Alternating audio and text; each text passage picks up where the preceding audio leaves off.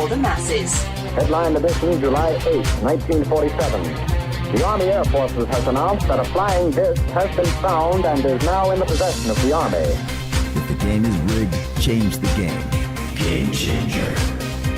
I occasionally think how quickly our differences worldwide would vanish if we were facing an alien threat from outside this world. This is Fade to Black with your host, Jimmy Church, on the Game Changer Radio Network and KGRA, the Global Radio Alliance. I need your help to get to the year 1985. You're listening to Fade to Black with Jimmy Church on the Game Changer Network. Yo, yo, yo, yo, yo, yo, yo, Fade to Black. Bespoke radio for the masses.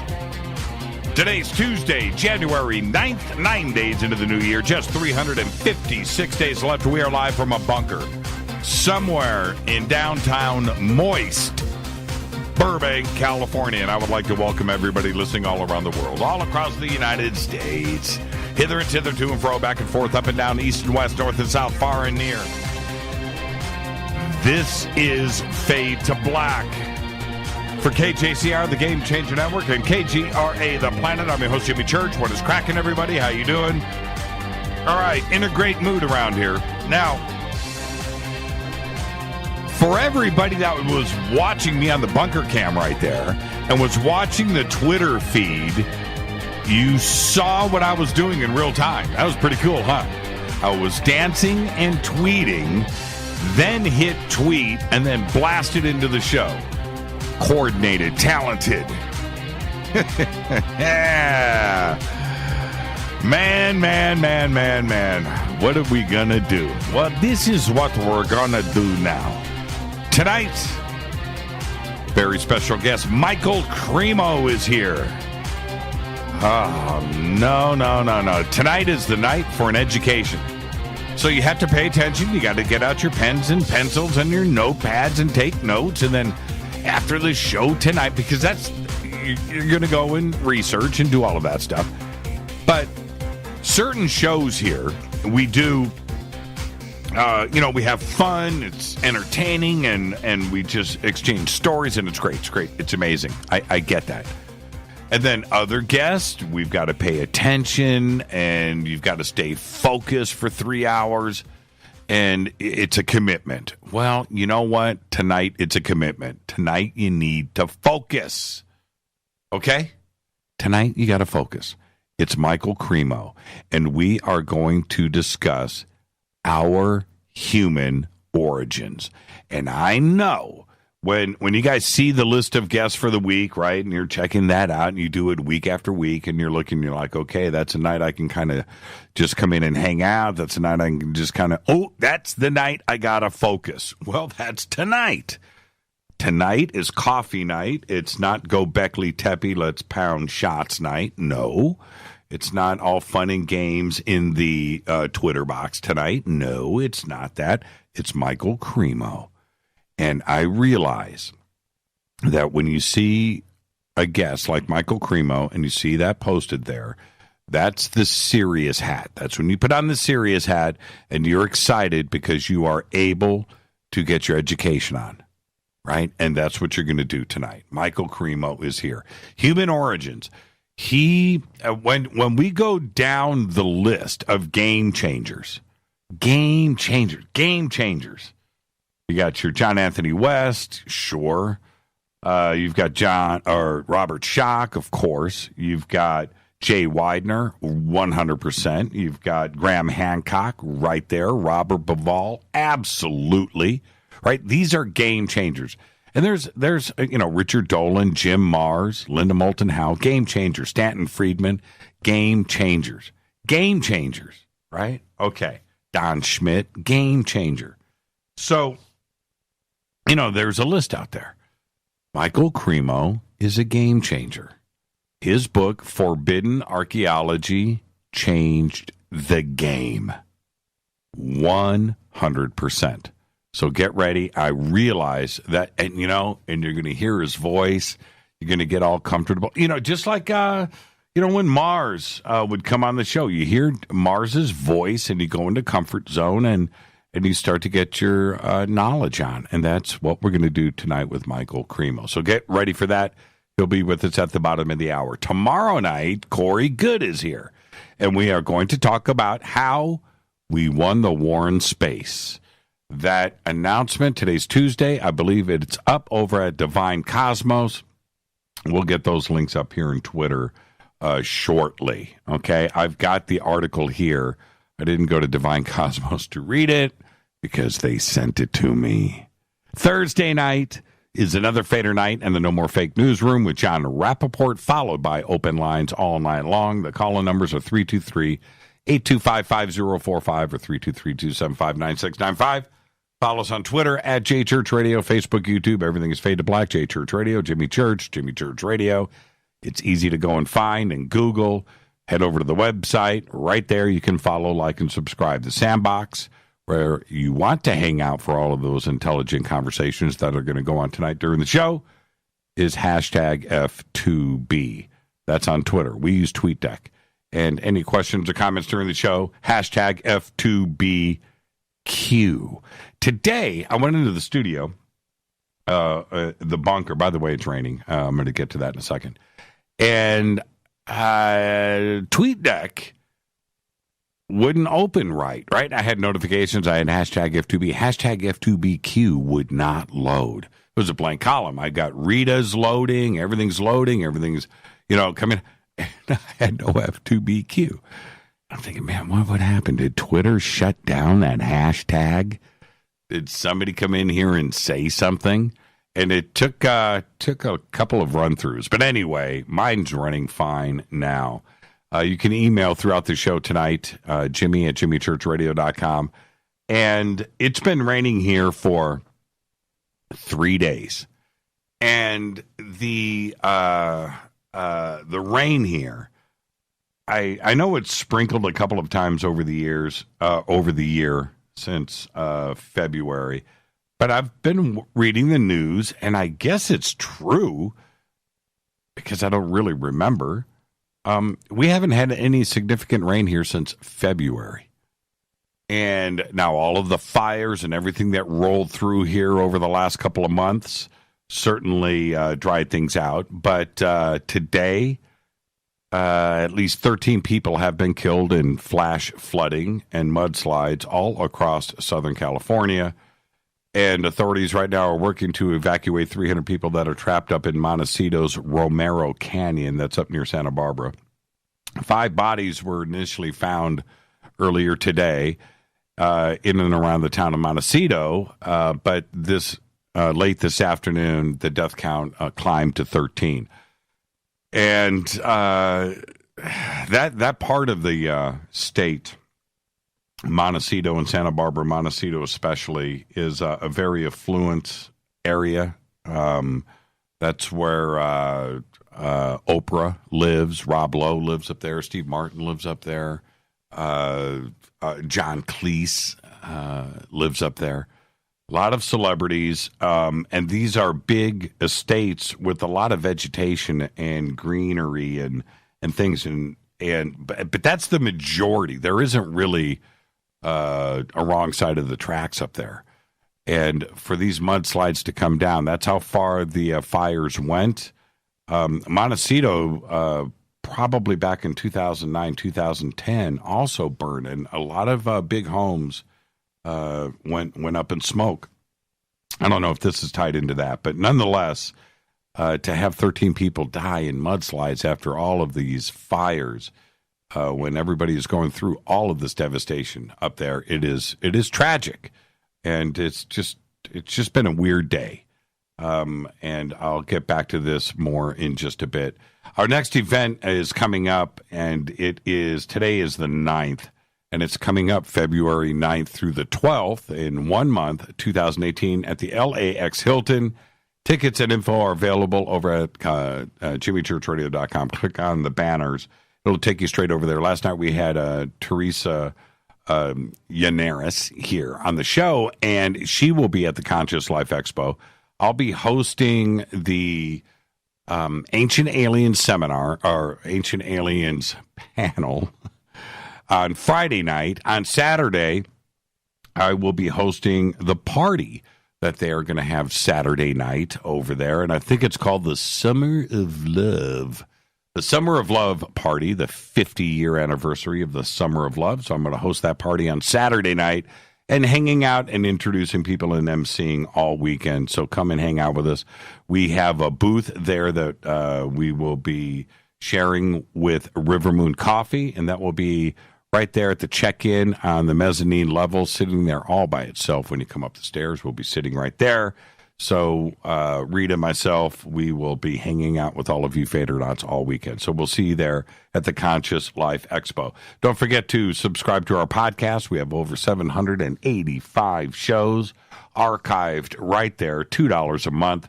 Apple, Android, all platforms. Just click on the banner over at jimmychurchradio.com. And you can also become a Fadernaut. I was just watching this right here. It popped up in Twitter. How do I get the bunker cam? Get the bunker cam by becoming a Fadernaut. That's all you got to do. Just go over to the membership section on our site, and where you can go everything from free to full-on game changer. All of the choices are there. But you can get, if you want, you can get the bunker cam. You can get downloadable archives, all commercial free, and you can also get, if you want, autographed T-shirts and the embroidered Fade to Black official hats. And those are over there, too, as well. So hello to everybody on the bunker cam. The bunker cam's really cool. So when you get the bunker cam and you get access to it, there's a special spot on our site. You just click on that, boom, and it's right there. And some say the audio is better over on the bunker cam than it is on the radio feed. And it's the same exact feed. So it makes you wonder how well Google has got software dialed, right, for video streaming and audio quality, and how they buffer that and how they do the conversions, right, the up and down conversions, because people say that the audio is better, and it should be the same. The audio is just split. One goes to the video, one goes to radio, right, takes off. It's identical audio. Identical, my cousin Vinny. You like that? Let's get this show cracking. Happy birthday to today, guitar god Jimmy Page is 74. Yeah, man. Happy birthday, Jimmy. Let's do this. I haven't done this in a while on Twitter. Let's light up Twitter. Let's do, okay, we could actually do two questions here. What is Jimmy Page's best riff? What song has his best riff? And then let's do number two. Let's do two questions. Let's poll. The second one would be, what is Jimmy Page's best song? Right? Two different things. Because you've got things like, Communication Breakdown, right? One of the greatest guitar riffs of all time, right? Black Dog, one of the greatest guitar riffs of all time, right? So you have that, and then you have the songs side, like Going to California, right? Yeah. The Rain Song. Ooh. No Quarter. No Quarter. Well, that could be a riff, too. No, well, that was actually John Paul Jones. And then the riff section after the intro is pretty strong. So, but it's also a great song. So, what did we do? Black Mountainside? That's up there. Kashmir. See, Kashmir, that's almost a song and a riff, right? That's going with Stairway to Heaven for you got to for the song. Yeah, I'm with you on that one. I'm with you. But how do you decide that? No Quarter. No Quarter strong. Yeah, No Quarter strong. What about the Rain Song? Over the Hills. Over the Hills. You know what I mean? We could keep on going. And then what about if we go all the way up to like In Through the Outdoor, All of My Love, right? Wow. I mean, what do you do? What do you do with that when you're that talented and you look at somebody's body of work? Jimmy Page, extraordinary. But what about Communication Breakdown? And if you think about that, what was that? 1969. When the Beatles were rolling with Sgt. Pepper, the White Album, and whatever, the Mamas and the Papas, and all of that stuff going on. And then Page comes out with Communication Breakdown. That's a game changer. Page's best riff is Kashmir. His best song is the music intro to the Death Wish movie. That's actually pretty well done right there. That's some music knowledge. Let's see here. Yeah, Kashmir. I'm looking at this. Kashmir is like taking over. Who would have thunk, man? Hey, Mom, I said the way you move, gonna make you sweat, gonna make me, again, Black Dog, that is the riff. So Trample Underfoot, man, you guys got the Zeppelin knowledge, man. I'm pretty impressed with this. No Quarter, though. Kashmir looks like it's running away with this, and that's really hard. Immigrant Song, yeah, man. That's strong. Olivia coming in with the Trample Underfoot, man. Okay.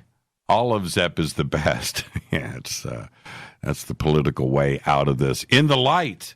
Yep. In the Light.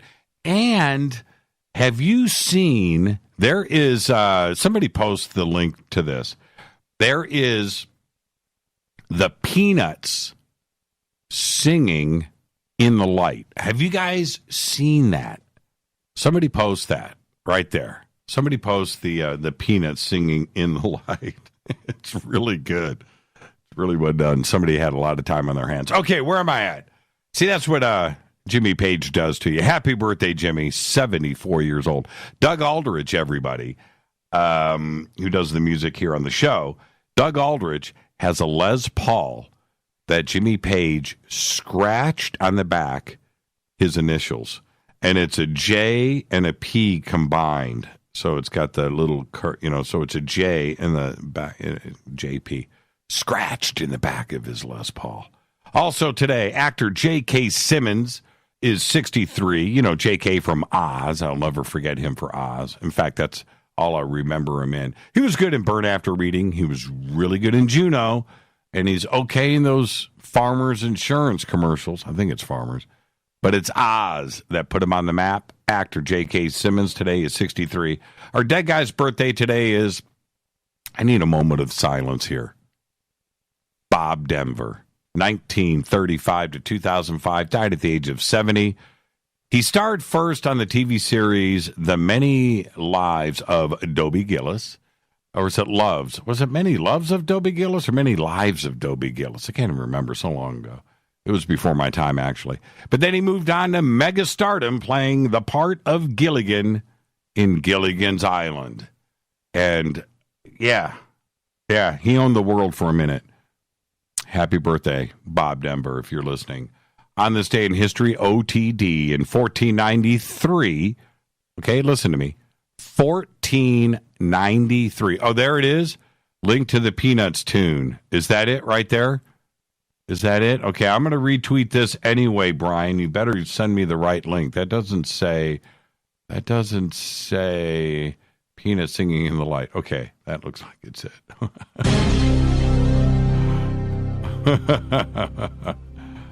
Oh, man.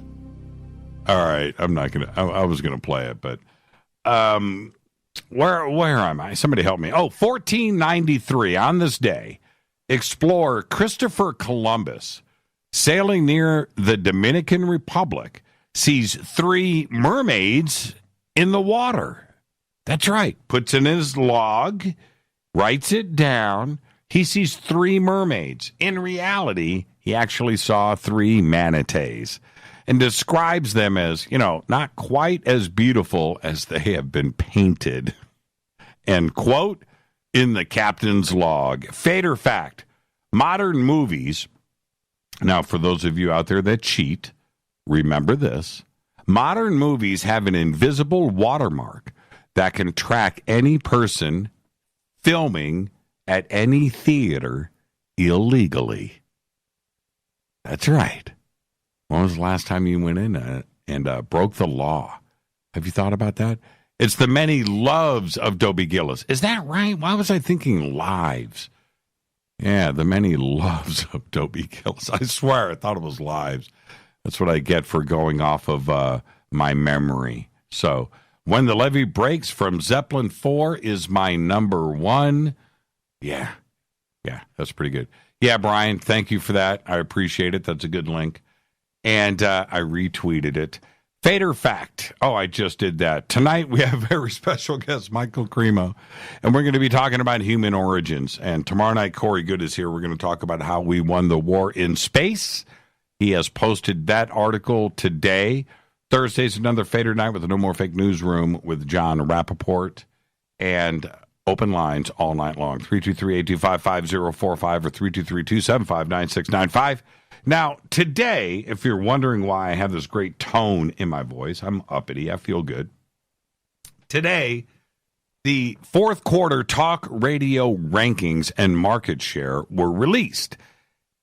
And so, I get this email this morning, right? And it says, Jimmy Church in the news. I was like, what? What's this, right? So I click on it, not knowing what it is. And it takes me over to Radio Online, and which is a talk radio forum and website and talk radio news. And so there it is, the fourth quarter Q4 rankings of the top 25, and with the market share. And there we were. We broke the top 25. We're right there at number 25. They don't show number 26, by the way, right? They only post. So there's no telling where we are. We could be number 100. You just don't know. You could be number 26, and you don't know. And I see it posted every quarter, and we're never on the list. Well, we broke it, right? We're right there, the top 25 for the first time. It's a very big deal.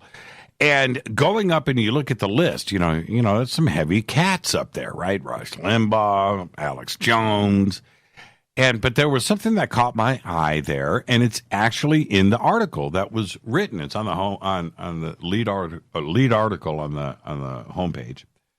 That paranormal radio has invaded the top 25 with Nori and Clyde Lewis and myself. Now that we've broken the top 25, and so to see Fade to Black in that article, listed with all of those other heavy cats. And trust me, when we take a look at that list, the list is heavy. Okay, that's the best way that I can put it. It's a heavy, heavy list. You've got Rush, you've got Michael Savage, Laura Ingraham, Sean Hannity, right? And there's, Mark Levin, Clyde Lewis, Alex Jones, George Norrie, Glenn Beck. At number 9, Hugh Hewitt, right? All the Howie Carr, all the heavy dudes, right? They're right there. And down there at the bottom is Fade to Black, Jimmy Church. That's pretty cool. Now, all of these talk show hosts here, every single one of them is on a network feed. So they have network and syndication, and we don't do that. We have KGRA, we have TalkStream Live, we have TuneIn. I'm trying to think what, iHeart, but it's only us. And that's pretty cool. And so I saw Clyde Lewis there at number 6. So I pick up the phone and I call Clyde and to congratulate him. Have to, right? And I'm talking to Clyde, and he says to me that last week he had a caller call in to Ground Zero, and the caller said that he has been going to a focus group once a week where they get together and they discuss Clyde Lewis and Jimmy Church. They discuss the guests, they discuss the shows, and they discuss the topics of the week. How cool is that? Last night on the show, I was talking about expanding this audience and pushing it out, and it's getting bigger. And to have that going down, now I want to know if anybody out there knows what this caller was talking about on Clyde Lewis. I need to find out. I was talking to Clyde. I said, you know what? I'm gonna give that a shout out tonight. Let's see what is going on with that. I want to know who they are and where they're located, and I would like to talk to them about it. And certainly shoot me an email, Jimmy@jimmychurchradio.com. But after, it's a really cool thing, right? And that's part of these rankings that went out today. The quarter four rankings. That's the influence that we are having in our community. Now, right after those rankings were released, right after that, the Power 50 most influential talk show hosts list was released. And we've been on the list, I think, 3 years in a row, maybe 4, 3. Rita, help me out on that. I'm trying to remember. But we came in at number 29. Number 29. Last year, and you can, when you go and you click on that list, it's got all of the previous years there. Last year, we were number 33. Excited about that. I think the year before that, we were like 38 or something. I'm not sure. But last year, we were number 33. This year, number 29. And again, you go look at that list. The way that this is done, it is done by sampling servers. So the software that is used for this takes a sampling of all the shows out there that are doing live streams and who's listening to what, and that's how it's done. Okay? And they did 5.6 million sample group. 5.6 million. So it's a pretty good average of how they get this. Now, we have a 0.4 market share, but we're sharing this with Rush and Michael Savage and Ingram and Nori and Jones and Lewis and Howie Carr, right? Hewitt and Imus, right? These are Michael Medved. These are big names, and it's so cool to know that the little machine that could, which has been Fade to Black, and the Fadernauts, and the way that things have gone with us because of you, great things happen. And it's just a slow step forward. But we can turn around today and look, and we've cracked the top 25. We are at 29 for the year in 2017 with the biggest names in talk radio right there. And we did it because of the Fadernauts, because of you. I want to thank you. It's just been a great day. We've been walking around on cloud 9. I don't know how we got here. I don't, but we did. And I want to thank each and every one of you. Thank you so much. The best, greatest, baddest audience in the entire world right here on Fade to Black. Now I'm going to get out of here. Coming right back with our guest tonight, Michael Cremo. We are going to discuss human origins. It's been a big year for conspiracy news. Big year, right? The alternative media. Big year. Perfect night for Michael Cremo to kick off 2018. I'm your host, Jimmy Church. This is Fade to Black on the Game Changer Network and KGRA, The Planet. I'll be right back.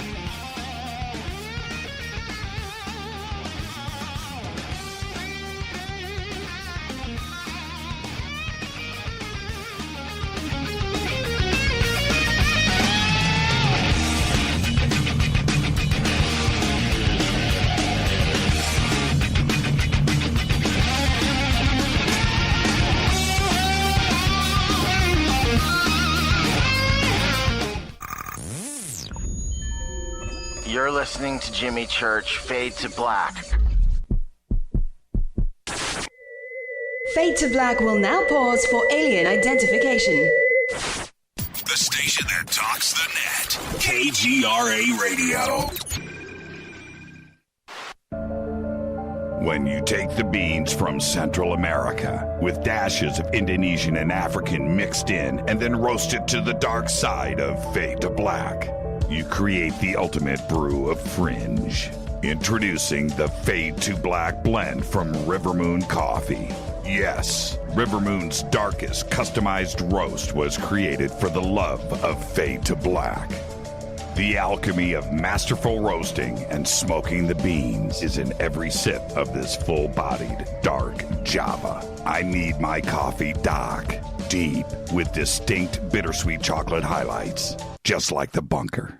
Leaning further into the darkness of the roast is Fade to Black blend from Rivermoon Coffee. Just click on the banner at jimmychurchradio.com and use the promo code F2BBLEND for 15% off of your order today. Go Beckley Teppy. Natural Health Solutions with Chris and Ronnie. Hey, Ronnie, how you doing? Great, Chris. Now, you're the CEO of GetTheTea.com, right? Yes, I am. What is GetTheTea.com? I mean, is this tea you buy in a store? Well, no, it's not. Life Change Tea is just that. Life-changing. Life Change Tea is an herbal tea that gently cleanses your body from intruders. What do you mean by intruders? Well, intruders are toxins, chemicals, GMOs, heavy metals, and more. They're in our food, in our water, in our air we breathe. Seriously? Yeah, seriously. And Life Change Tea will help you with removing these, as you say, intruders? That's right, Chris. Are there side effects with this tea? Well, you might lose a little weight. When you clean your colon, you lose weight. You feel better, and you have more energy. Wow. Ronnie, where can people purchase Life Change Tea? Oh, that's easy. GetTheTea.com. That's GetTheTea.com. Ronnie, I want to thank you for being on the show. People, don't forget, GetTheTea.com. 9 out of 10 geneticists agree. Fade to Black is not your father's radio show on the Game Changer Radio Network and KGRA. The Planet. Win big with KGRA this summer. Tickets and hotel accommodations to the biggest conferences, autographed books and DVDs, chances to win all-inclusive conference cruises, and private dinners with your favorite KGRA hosts. Click the contest tab at kgraradio.com for your chance to win big this summer. Your contact for the best alternative talk radio on the planet. kgraradio.com. Hi, this is Rob Reiner from Anvil, and you're listening to JimmyChurchRadio.com. What's up? I'm Chris. What up? This is Kyle Massey, and you're listening to Jimmy Church Radio.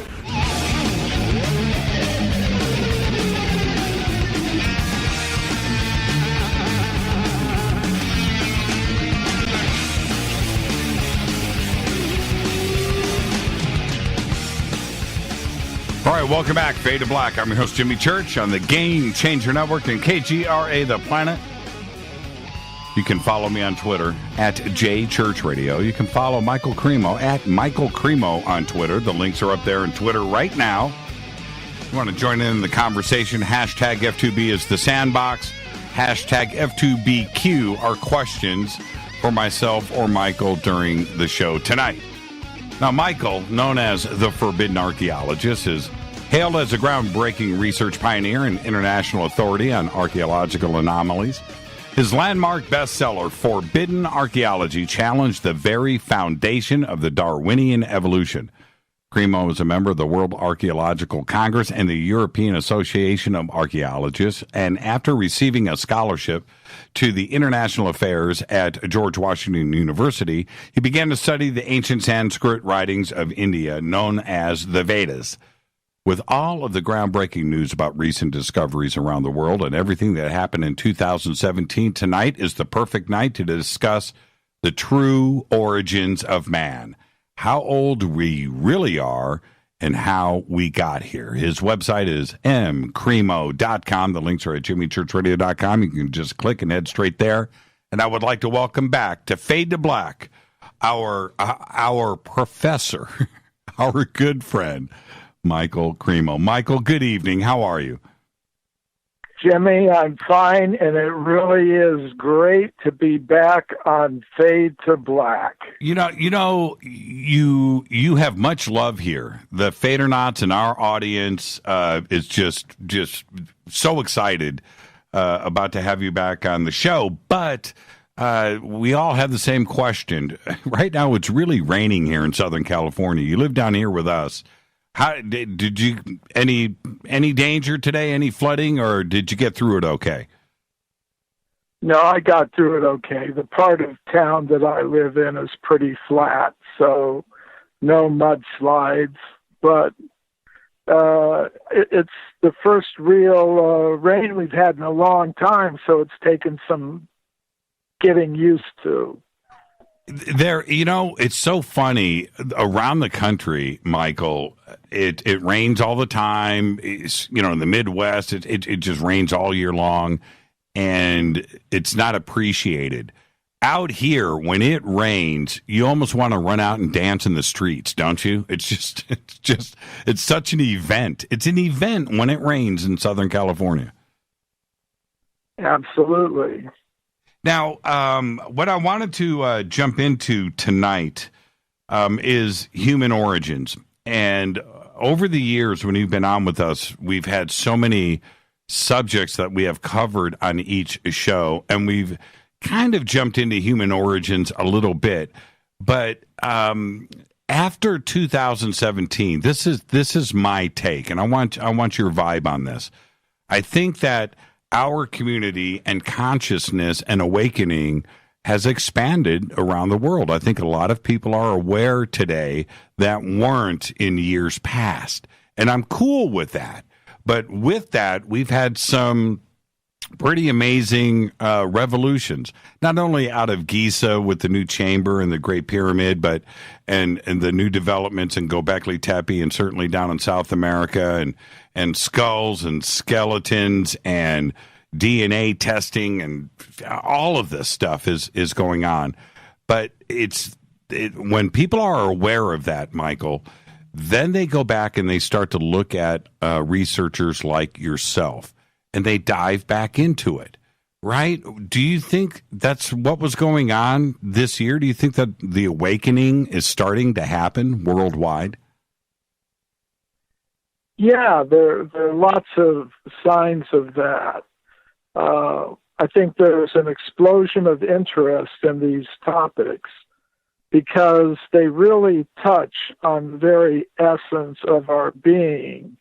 The way that we define ourselves, what we think we are, has a big influence on our goals and our values and our ambitions in life. And what I believe is that there's so much evidence that's contradicting the current theories, namely that we're just machines made of matter that have somehow evolved from primitive apes and monkeys, and we're in competition with each other for survival. I think that mentality has led to a world that's full of conflict on all levels of society, among individuals, among nations, among classes, among genders, among religions. And I think people are starting to realize that maybe we need new explanations for who we are and where we came from, and that'll help us make ourselves better as we move into the future. Do you think it's going to come to the point where we're going to close the book on Darwin? Do you think it'll come to that point? Well, at least we'll get a proper understanding of what it really means to evolve, because I believe there is an evolution of consciousness that we're all part of, that we're moving to that higher understanding that I'm a being of pure consciousness, you're a being of pure consciousness, we're all beings of pure consciousness, and we're all united on that platform, and we shouldn't allow ourselves to be divided on the basis of superficial external differences like race and nationality and so on. Do you think that, what's your opinion on evolution in general? When I look at everything, every species on this planet right now, they are the same as they have ever been. Right? I don't see anything evolving. That's how I look at it as well. You know, a dog will give birth to a dog. A cow will give birth to a cow. A human being gives birth to a human being. And I think there's a reason for that.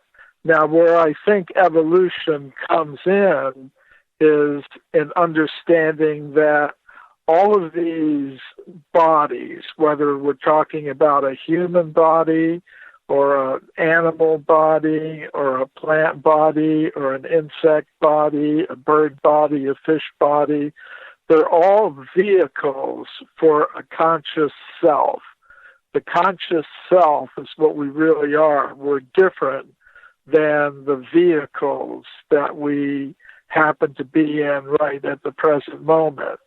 Like, I'm a human being, for example, and I can ride on a bicycle. I can go so fast.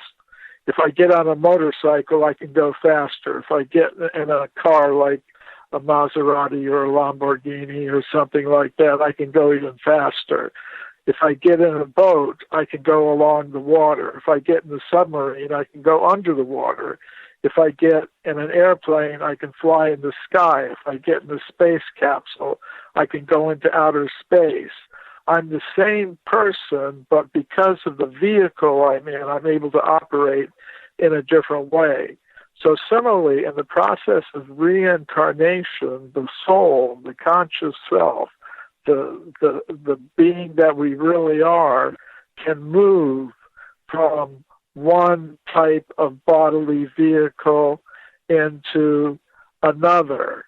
And the human vehicle is very special because in this vehicle, we have the possibility of understanding these things and getting out of that whole cycle of birth and death and having to take on one of these temporary material vehicles.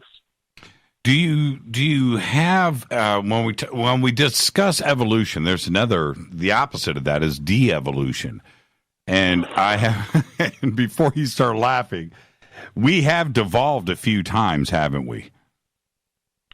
Yeah, actually, I've written a whole book about this called "Human Devolution: A Vedic Alternative to Darwin's Theory," and I use devolution in a couple of different senses. One is the idea that as conscious selves, as individual, personal, conscious selves, we don't evolve up from matter. Matter does not produce consciousness. Consciousness is not produced by chemicals in the brain, as many scientists now think.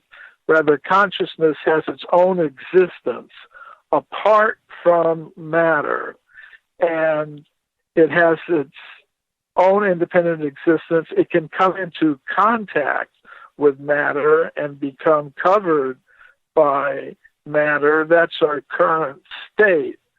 But that means we, as conscious beings, we haven't evolved up from matter. We've come down from some higher level. We've come down or devolved as conscious beings into a state where we're now in contact with matter, which limits consciousness in various ways. So that's the main sense in which I use the word devolution. Now, once the conscious self has entered into the world of matter and takes on material vehicles that we call bodies to function on this level of reality, there's a cycle of reincarnation. Any material vehicle, any material body only lasts for a fixed period of time. And when its time is over, you get another one based on your state or level of consciousness. And it's possible either to make progress going upward in the cycle of reincarnation, or it's possible to devolve, to go backwards in the cycle of reincarnation and take on lower bodies, lower kinds of bodies. And another kind of devolution that goes on is the result of what I call the principle of karma, that whatever sorts of activities that we perform come back on us. So it's possible for us collectively as human beings to act in such selfish, egotistical ways that we produce huge amounts of bad karma, which comes back on human society in the form of war, economic disturbances, environmental disturbances, and things like that. So that's another kind of devolution that can be going on, where instead of making gradual progress in our human civilization, we're making things worse. That appears to be happening at the present moment. Well, it happened with Greece, happened with Rome, happened with Egypt. It's going down right now in the United States. It might not, well, maybe globally right now, that entire cultures are affected by bad karma. Yeah. So, but that can be changed. It just depends upon the decisions that we make as individuals. I mean, you remarked that it's raining now in Southern California. Well, just because it's raining, it doesn't mean you have to get wet. You know, you can shelter yourself, you can shelter those you care about. And in that way, we each have a responsibility to make the right kinds of decisions in our lives that will either entangle us more and more deeply in the problems that come from what we could call bad karma, or we can make the sorts of decisions that will improve things for us individually and collectively. When you when you go up a level and you reincarnate and you come back and you're progressing, and please understand the question, are vegans going up a level when they reincarnate? You know, you know what I mean? Are they realizing, are they going up levels? I think we have to understand that if we cause pain and suffering to other living things, somehow or other, it's going to come back on us. So if we can do things that reduce the amount of violence and suffering we cause, not to just other human beings, but to other species as well, that is, I believe, a step in the right direction. Now, I think there's an even bigger principle involved, and that means understanding that our sustenance really comes from, not from our own efforts. You know, I'm a theistic kind of person. I believe that there is a source of all of us that is like us, individual, personal, and conscious. So I think there's a source of all conscious beings. And that if we understand that, and even in our eating, we display some recognition of that we're all getting our sustenance from a higher power, and we understand that and recognize it even in our process of eating, and we're thankful for that, and we understand that we should be doing it in a way that causes the least amount of violence and suffering to other living things, then yes, that is a step forward, I believe, on the evolutionary path. When we look back, now we're going to be headed towards a break, and we're going to go way back in time in the next segment. But if we look back to, say, something simple, if we look back to ancient Egypt, let's kind of start there, where this civilization rose out of the desert, seemingly out of nowhere. Same thing with ancient Sumer. We can, call it the same thing. And rose out of nowhere, but also degraded really fast, too, as well. And the path that both of those cultures were on, it seemed to me that they should have had computers and cars and the internet inside of 1,000 years. The progression that they made so quickly. Instead, they went in the opposite direction, and they imploded and fell apart upon themselves. How many times do you think that has happened throughout history, way back when there is no historical record for something like this? We know that it's happened in recent history, right? How many times do you think this has gone on in the past? Well, it's interesting.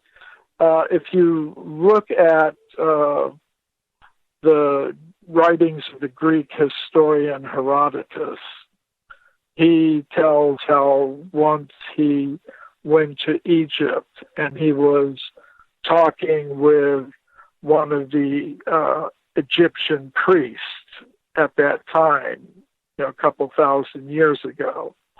And the Egyptian priest asked him, what is the history of the Greek people? And, he explained how there was some initial state, a chaotic state, and the first man and woman arose, and then they established their civilization.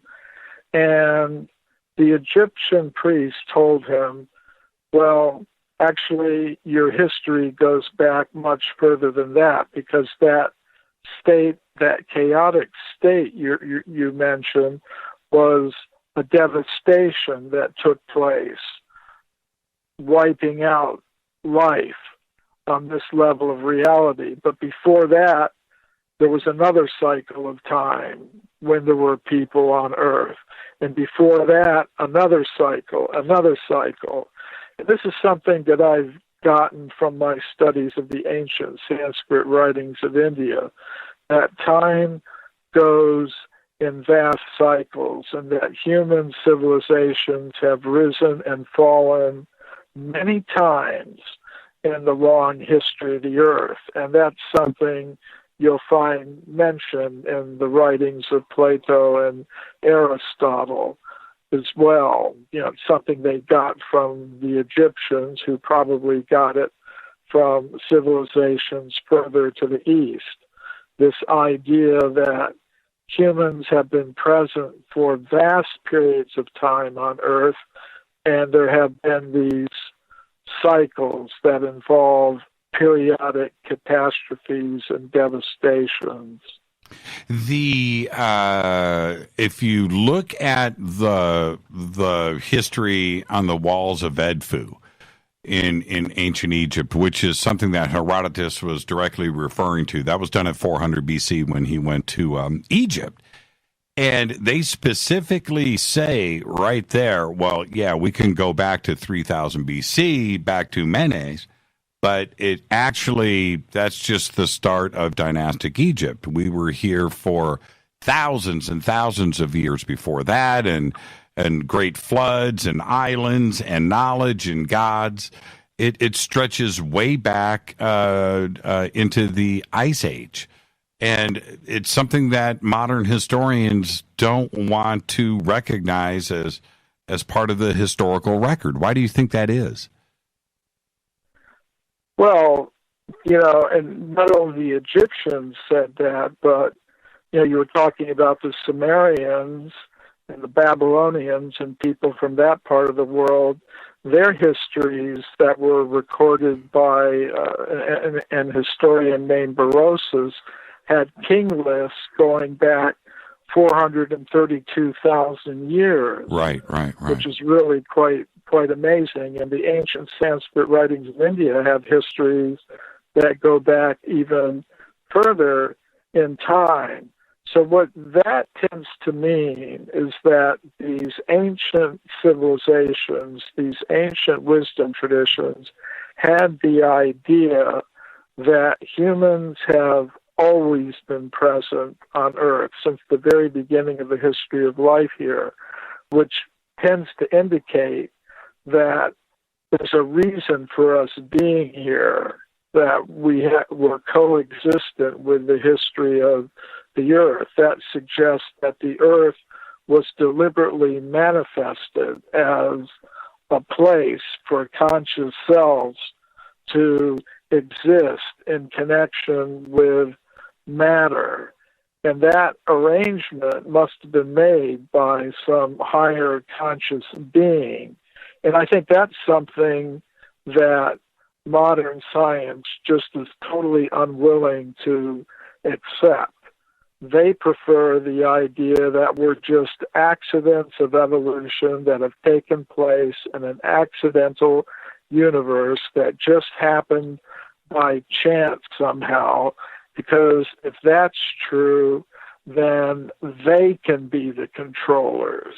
They can control and dominate everything for their own selfish purposes. And that's the kind of world that they prefer to have. So I think that's ultimately what's at stake, I think. The opportunity here to rewrite history in our education system, that opportunity is there. Why do they not? We've only got about 60 seconds here, Michael. Why don't they offer alternatives to this, like writers like you? You attend universities and you speak all over. I get that part. But I'm talking about like just sitting down and presenting another possibility. Why is that door constantly closed? Because they have a government-enforced monopoly in the education system, and they want to keep it that way. And it would cost a lot of money to reprint all those books. Yeah, there's even deeper reasons, but maybe we'll have to get into them. We'll do that right after the break. Yeah, we'll do that right after the break. Our guest tonight, Michael Cremo. And when we come back after the break, we're going to go way back. We have to. We're going to start at the beginning. Our guest tonight, Michael Cremo, the forbidden archaeologist. I'm your host, Jimmy Church. This is Fade to Black on the Game Changer Network and KGRA, The Planet. Stay with us.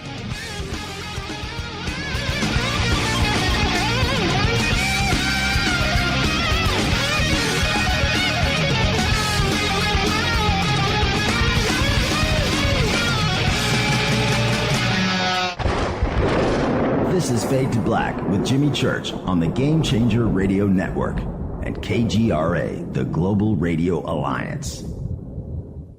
This is KGRA Digital Broadcasting Station, Salt Lake City, Utah, Van Buren, Arkansas. Hello, Fadernauts.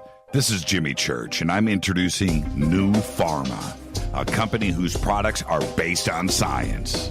Human function based on the endocannabinoid system, or ECS. New Pharma firmly believes in this science, and their research indicates that support of the ECS provides the beneficial effects for a healthy lifestyle. New Pharma's science includes relief capsules for pain relief, sleep capsules, which are natural support for occasional sleeplessness. Foundation is support for your ECS, and Fit capsules support your active lifestyle. Just click on the banner at jimmychurchradio.com and use the promo code F2B for a 33% discount on all of their products. Or visit newpharma.com for all of the knowledge on the science. That's GNUpharma.com. Go Beckley Tappy. Hello, I'm Julian. You're listening to my main man, Jimmy Church, on jimmychurchradio.com. Hi, this is Ray Hobbs here, repping the planet, and you're listening to my good friend, Jimmy Church, Fade to Black, on the Game Changer Network and the KGRA digital broadcast station. This is Toby Kebbell. You're listening to jimmychurchradio.com. Don't hurt me, Jimmy. I'm only little. Hey, I'm Adrian Grenier. And this is Ari Gold. We're the Honey Brothers. Yes. We are of the Honey Brothers. Hey, I'm Adrian Grenier. And I'm Ari Gold. We're the Honey Brothers. And you're listening to Jimmy Church. The Revolution. Ancient Life Oil. Life-changing. The real oil. CBD is truly ancient life oil from the source. This oil has no psychoactive effect and is also legal in all 50 states. When you're healthy, you're happy. The truth about this wonderful plant is that it wants to give back to mankind life, longevity, and happiness. Ancient Life Oil are golden grade, all organic, non-GMO, and infused with high-quality liquid coconut oil. It's simple. Just go to ancientlifeoil.com today. That's ancientlifeoil.com. The best, purest, organic, and non-GMO CBD in the world. Go Beckley Tappy. The statements made regarding these products have not been evaluated by the Food and Drug Administration. These products are not intended to diagnose, treat, cure, or prevent any disease. Please consult your healthcare professional about potential interactions or other possible complications before using any product. This is Micah Hanks of the Gralien Report, and you're listening to Jimmy Church on Fade to Black, across the globe on the Game Changer Radio Network and the one and only KGRA Radio, The Planet.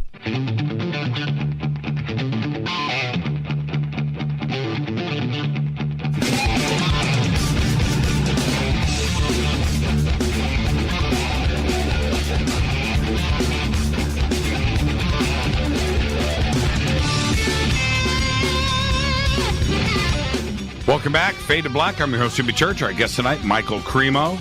This segment of Fade to Black is proudly brought to you by Life Change Tea. Starting with their Super Strength Tea, we take all Life Change Tea products every single day.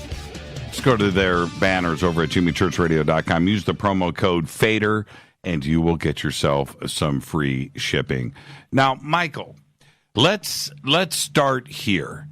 If we look at us, you and I, it's generally accepted that we have been here for around 150,000 to 200,000 years.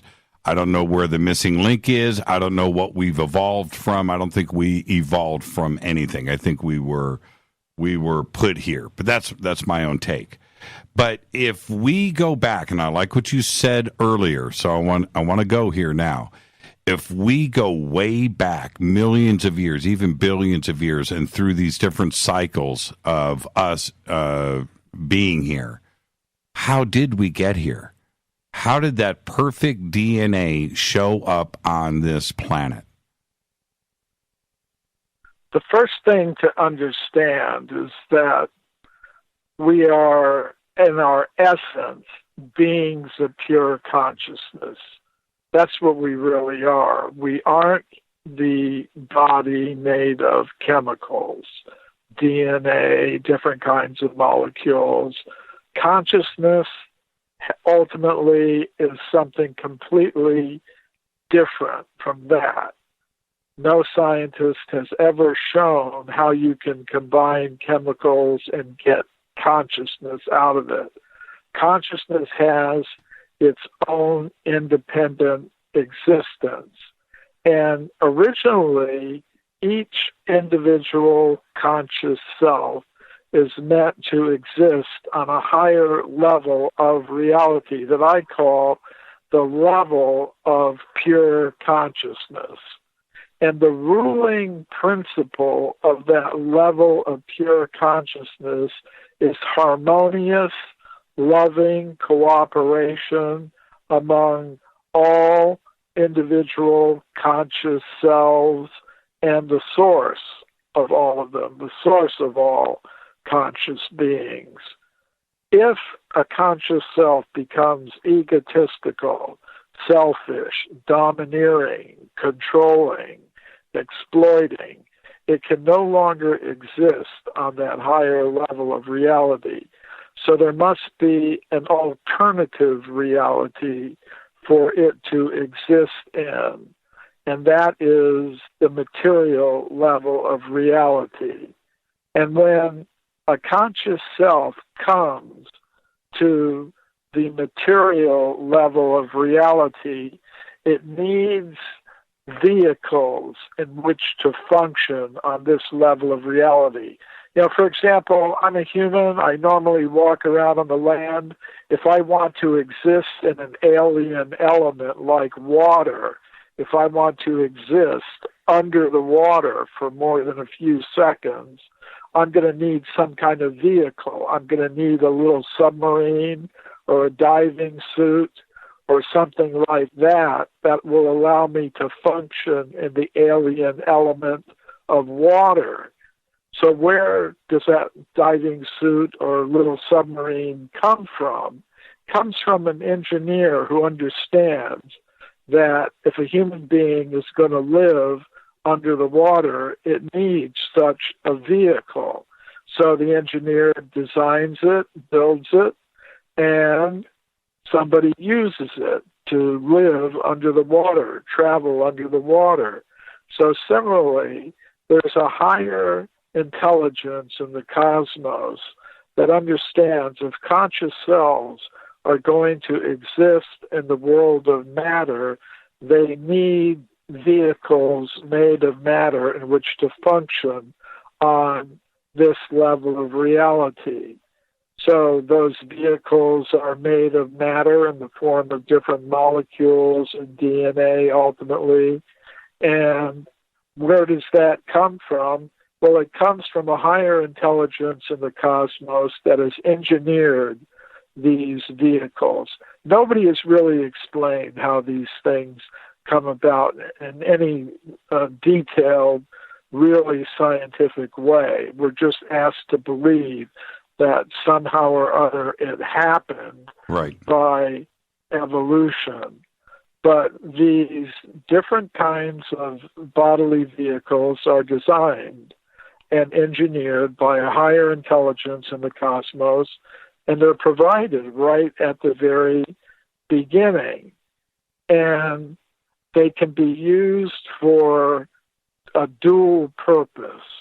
One purpose you can use the bodily vehicle for is to get more and more deeply entangled in trying to dominate, control, and exploit others, trying to dominate, control, and exploit the material energy in its various forms in competition with each other, collectively and individually, or you can use the vehicle to try to understand I'm a being of pure consciousness, you're a being of pure consciousness, we're all beings of pure consciousness. Let's try to satisfy our material needs cooperatively without dividing ourselves up into so many competing groups. Let's try to satisfy our needs in the most simple, natural, fair, and efficient way possible while putting most of our human energy into developing that resource of consciousness and restoring consciousness to its original pure state. I have to jump in here really quick and let our audience know around the world. In the Caribbean, a 7.6 magnitude quake has just struck, and there are tsunami warnings for Puerto Rico, the Virgin Islands. It's right in the middle of the Caribbean, above Honduras, and just east of the Yucatan Peninsula. And it is pretty severe. It's a pretty severe quake. So if you're listening to this show and you may not know that this earthquake has occurred, you may have a tsunami warning if you are anywhere in the Caribbean right now. And please go and listen to your local news and find out what's going on. It just struck right now as about 30 minutes ago. Okay. Now, Michael, if we look at the odds, I don't know what the odds are, but the odds of a DNA sequence to be placed perfectly in order for you and us to be talking on this show, right? That perfect DNA sequence, there are those out there that really want to accept and educate on that it was just luck. It was just nature. Lightning struck on a piece of crystal in a creek, and amino acids went, and then out popped perfect DNA. The odds of that, I don't know how big of a number that is, but it would stretch across our solar system. The number would be so great. Why won't they give in? That there must be something divine here, a higher intelligence that put this together, because it certainly isn't by accident or by evolution. Well, I think you're absolutely right about that. It's like, taking, I've got a nickel in my hand right now, and I'm flipping it. What are the odds that it's going to stand on its edge? Right. How many times? It's just not, it'll be heads or tails, but how many times is it going to stand on its edge? Those are the kinds of odds that you're talking about. It's impossible. But I think the reason behind all of this has to do with our reason for being here in the first place. As I said, the natural state of the conscious self is to be existing on that level of pure consciousness. And the reason we aren't is because some of us conscious selves have decided, well, we want to dominate, control, and exploit others and other things. So for that reason, we're now in the material level of reality, where we get vehicles made of matter and we can act out our desires to dominate, control, and exploit others and the resources of material reality individually and collectively, dividing ourselves up into so many competing groups.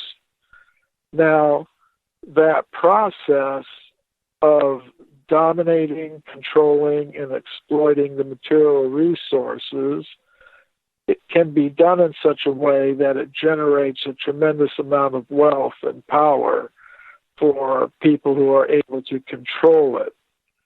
And I think that is the reason why they resist the idea that there's some other controller besides themselves. There are huge political, financial, cultural institutions that have been set up on the basis of trying to dominate, control, and exploit the material resources. Most people think that the main purpose of life is to produce and consume more and more material things, but there are forces in society that actually like that. They like to see that going on. And what would change it would be understanding we're not just machines made of molecules in an accidental universe competing with each other for survival. If we understood, well, yeah, I'm a being of pure consciousness, you're a being of pure consciousness, we're all beings of pure consciousness, let's cooperatively decide how we can satisfy our material needs in the most simple, natural, and efficient way possible. That would be a revolution in human society. It would completely destroy the existing financial, political, cultural institutions. And there are a lot of forces in human society that just don't want to see that happen. And among those forces are the scientists who are promoting the idea we're just machines made of molecules that have somehow or other popped into existence in an accidental universe. These cycles of a human presence here that have come and gone, have they ended because of karma? Have they ended from a catastrophic world-changing event, natural disaster, disease? What has caused these cycles of civilization? It's the nature of this level of reality that anything made of matter has a beginning and an end. Now, for consciousness, there's no beginning, there's no end. It's never created, it's never destroyed. And if we can tap into that deep essence of our being, by meditation or yoga or contemplation or some kind of discipline, then we can be situated on a platform that's beyond time, beyond the destructive force of time. But if we're identifying with matter, then we're always going to be confronted with the reality that anything made of matter has a beginning and an end. And this is part of what it means to be under the influence of the time factor. So there are periodic devastations that take place that wipe out life on this level of existence. And on this level of existence, we're always feeling a little bit threatened, whether it's some environmental catastrophe or some social or political catastrophe or economic catastrophe. That kind of thing is always present on this level of reality. So periodically there are catastrophes that take place, but the higher intelligences in the cosmos have the resources to reboot the system. It's like people nowadays, they use the cloud, the digital cloud, to store their files and songs and pictures and things like that in case their device gets destroyed, their cell phone or their tablet or their laptop gets destroyed, then they can always get a new one and download all their files and songs and pictures and whatever from the cloud. So the cosmos is kind of structured in that way, so that even if there are periodic devastations that take place on this level of reality, the resources are there to repopulate the earth when those catastrophes pass. So we would reseed. How, and that's an interesting concept. So the universe, the consciousness of the universe would know when we needed it, right? After, are we being monitored? Are they, if you know what I mean, if something catastrophic happens here, and whatever it is, it could be solar, it could be cosmic, could be natural here, earthquakes, whatever, that, okay, Earth needs to be repopulated, right? And that happens. That happens periodically. Because when we, according to many ancient wisdom traditions, well, the scientific, especially the scientific community says the same thing. After each catastrophic moment, 65 million years ago, 100 million years ago, these different moments, and there's been 5 or 6 or more eliminating things here on this planet nearly completely, that just within a few thousand years, action started again, or when the planet got back to, an atmosphere that could support life again. Yeah, you're right about that. According to modern paleontology, there have been 6 major extinction events in the history of life on Earth, at which times the vast majority of species have been eliminated. And, it's kind of interesting. They say that's happened over the past couple of billion years. And according to the ancient Sanskrit writings of India, where they have this concept of cyclical time, the basic unit of that cyclical time is called the kalpa, and it lasts for about 4,320,000,000 years.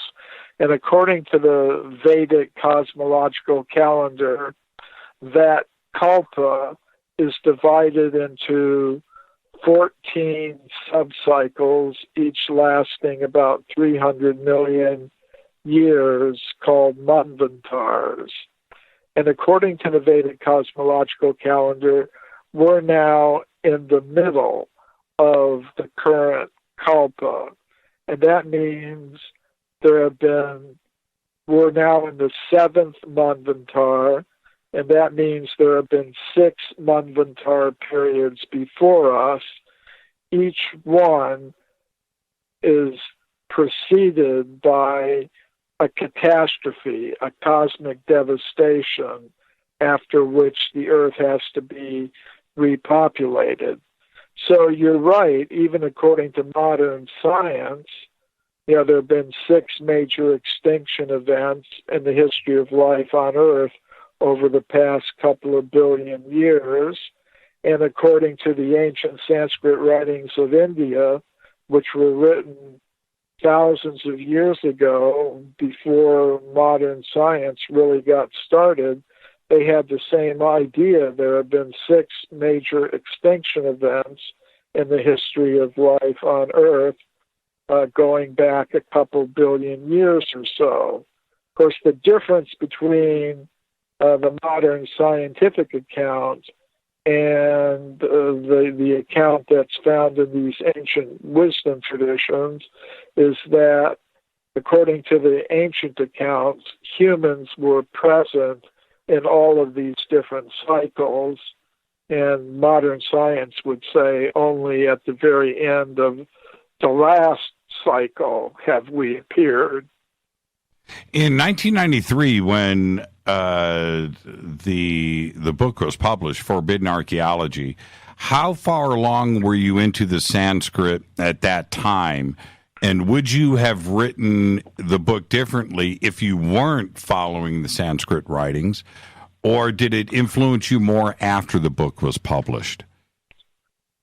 No, the influence came before. Actually, if I hadn't come in contact with the ancient Sanskrit writings of India, I probably wouldn't have even thought of presenting this kind of evidence for extreme human antiquity. Because, when I was in high school and when I was in university, I was just learning the ideas, the textbook ideas that I got from my teachers, which are basically the Darwinian evolutionary ideas about human origins that at that time, when I was going to school in the 1960s and 1970s, they had the idea that humans like us first came into existence about 40,000 years ago. And before that, they held there were no humans like us. There were just various kinds of ape men, and before that, primitive apes and monkeys, and before that, the first primitive primates like lemurs and things like that. So in these ancient Sanskrit writings of India, I encountered descriptions of human civilizations on Earth going back millions and millions of years. So I had to think, what am I to think of that? It's something completely different than anything I learned from my teachers in high school or university. Are these accounts to be taken as just mythology, or is there perhaps some physical evidence to back them up? So without having this alternative view from these ancient Sanskrit writings in India, I don't think I would have really had any reason to question what I was being told by my teachers in high school and university. But I decided, okay, let me look into this. And of course, if you look in the current textbooks, as I was doing, you would only see the evidence that goes along with the current dominant theories. But I decided, okay, let me look beyond the textbooks. Let me dig into the original scientific reports. And when I started doing that, I was really amazed to find that there were archaeologists, geologists, paleontologists who were reporting discoveries of human bones, human artifacts, and human footprints going much further back in time than a few thousand years, going back millions and millions of years. So I had to think, well, if these scientists are reporting this stuff in their professional scientific peer-reviewed literature, then why isn't it making its way into the textbooks? So I could see it was because of a process of knowledge filtration that was operating in the world of science. But the short answer to your question is, I think without my knowledge that came from these ancient Sanskrit writings, I wouldn't have had any reason to write a book like Forbidden Archaeology. I would have just kept accepting whatever I was being told by the spokespersons for the scientific community. I'm not buying into that, Michael. I'm not buying into that. I think that you would have found another path. I really do. I mean, your mission on Earth is pretty obvious, but I think that you would have eventually. You can't change your destiny. You would have ended up writing the same book and making the same discoveries somehow. Let's take a break right here. Our guest tonight is Michael Cremo, the Forbidden Archaeologist. And when we come back, we're going to stay right here. We're going to go back and continue to discuss the origins of man. We'll be right back.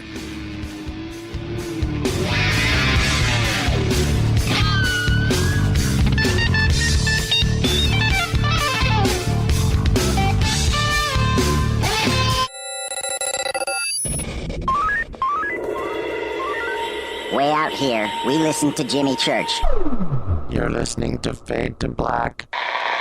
Always on the edge of the hottest alternative talk. Jimmy Church with Fade to Black. KGRARadio.com. ¿Qué tal, mis amigos? Yo soy Mario Carson, el tiburón, y los invito para que escuchen a mi buen amigo Jimmy Church Radio. ¡Claro que sí!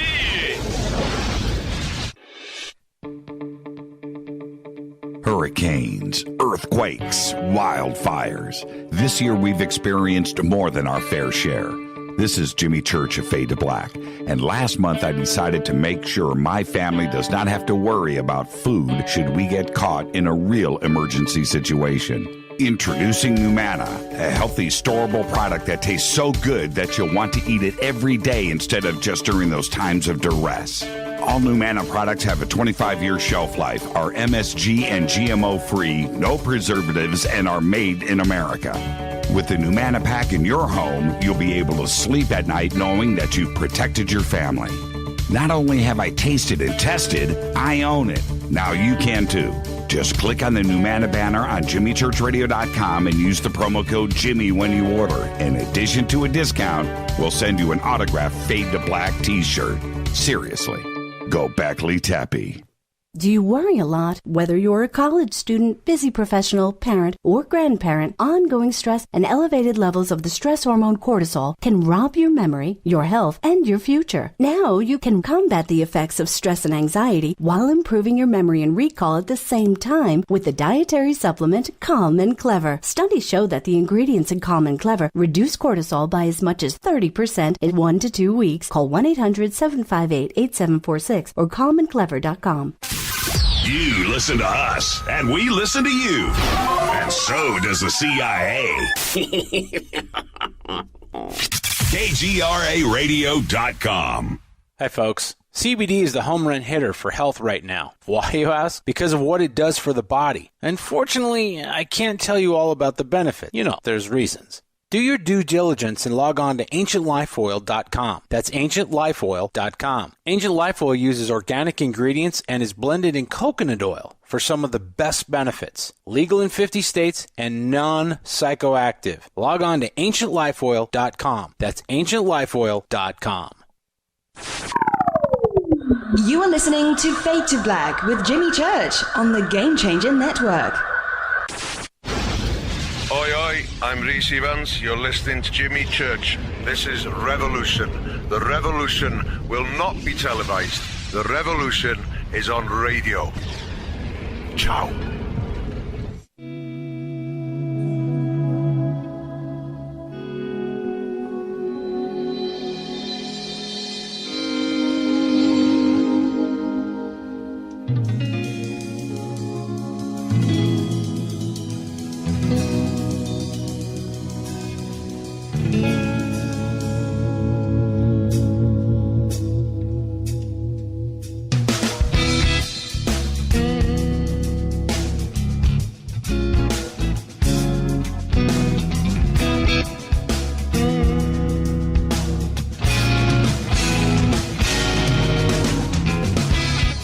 Welcome back. Fade to Black. Our guest tonight, Michael Cremo, the forbidden archaeologist. Follow me on Twitter at JChurchRadio. Any questions or comments, post them over on Twitter with hashtag F2B. And you can follow Michael on Twitter at Michael Cremo, and his links are right there in the Twitter feed right now. Michael, the question that gets to you all of the time, and I hear it here too as well, is if there was evidence like this, we would find it. And my answer to that is a very simple one. The modern ice age, you know, you had much of North America and Canada under 2, 3, 4 miles of ice. And if Manhattan existed, it would have been pulverized into dust. We wouldn't have known that Manhattan was there. We would have to go look for those clues. But that's exactly the case, isn't it? We really have to go and search for this because much of it has just been dissolved and pulverized. You're absolutely right about that. A lot of our stuff that we consider to be high tech actually doesn't last very long when we consider geological time. And there have been interdisciplinary scientific studies about this topic. It comes up in environmental studies. Sometimes scientists ask, well, what if human beings disappeared from the earth today?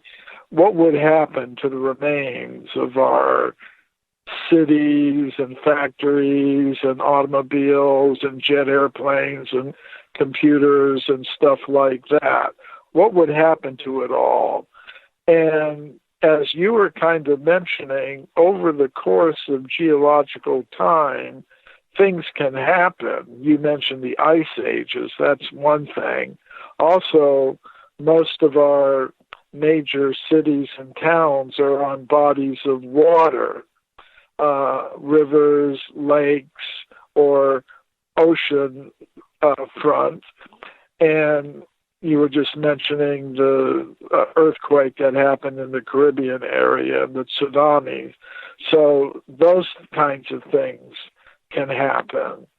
And, there was a documentary that appeared a few years ago on one of the channels like Discovery or National Geographic. It was called World Without Us. And it was a scientific study of what would happen to our stuff. And, they concluded that after a few thousand years, anything made of most metals would have rusted away. The floods and fires and other kinds of natural things would have reduced, the skyscrapers and everything to just piles of gravel. And, it's so the stuff that we have, it really doesn't last a very, very long time when we're thinking of these vast geological periods. So that's why a lot of the evidence that we do have for a human presence in millions and millions of years ago is in the form of stone tools and things like that are not as destructible and subject to environmental degradation as some of our so-called high-tech products. What do you think about the pyramids? How come they have all of the pyramids, actually, not just Giza, but why have they survived? Well, for one thing, they're made of massive stone structures, not like our current big buildings are just on a framework of steel beams, and then you've got plastic and different things and glass plastered over it. It's not very stable, as we learned in 9/11, for example. Those things aren't built to last. Whereas, the pyramids, those are something that were obviously built to last a long, long time. Cairo was leveled like in 1300. Leveled. Pyramids, they're perfect. It's still, does it trip you out just a little bit, not to use a slang term there, but that the king's chamber is still level, square, upright, perfect, and hasn't shifted when everything else on this planet has shifted or has fallen to the ground? It's pretty amazing, isn't it? I don't understand why. Well, I understand why. It was engineered to do that. But everything else, right? Right across the Nile, right? Cairo was brought to the ground, and the pyramids are just as they were. It's pretty fascinating, and it makes you wonder if they are much old, if they aren't much older than they appear to be. I wanted to ask you this. So if we look at this cycle of geology and the leveling of things and the layers of sediment, you have been able to go back and find evidence of different artifacts that certainly present a question to be raised. Do you think it's more of a religious thing? Religion would certainly come apart if evidence is showing man is much older than it is, and things are certainly hundreds of thousands or millions of years older than what we are taught. Religion would certainly just unravel, wouldn't it? You would be pulling the thread right out of it. Well, it depends upon what spiritual tradition you're talking about. The Vedic spiritual tradition of India is based on the idea that there are these huge, vast cycles of time. Buddhism also has a similar concept. that once Buddha was speaking to some of his disciples, and he was telling them about previous existences of the Buddha millions and millions of years ago. So a lot of the spiritual traditions involve vast cycles of time. Now, some may not have that idea, but I think even those who favor a young age for the Earth would say humans have been around since the beginning and didn't evolve from apes and monkeys. So I don't think it's necessarily true that evidence for extreme human antiquity would pose a problem for every religion. Maybe some, but not all, certainly. So what you're suggesting here, and it's an interesting concept, is we, let's say, archaeological dig, and we dig up a fast food restaurant that is 500,000 years old, right? An ancient McDonald's. And India would step up. We've been writing about this, of course. There would be no disturbance or no ripple with that. No, actually not. I've been to India many times, and I visited many ancient temples and sacred places. And if you inquire about the histories of these places, they commemorate events that took place millions and millions of years ago. So it's really pretty amazing. I went to one temple in South India at a place called Rangachetra, and there's a huge temple of Vishnu there. And if you inquire about the age of the temple, they say, well, it's been here for millions and millions of years. Right. It's been rebuilt and destroyed and rebuilt and, again and again.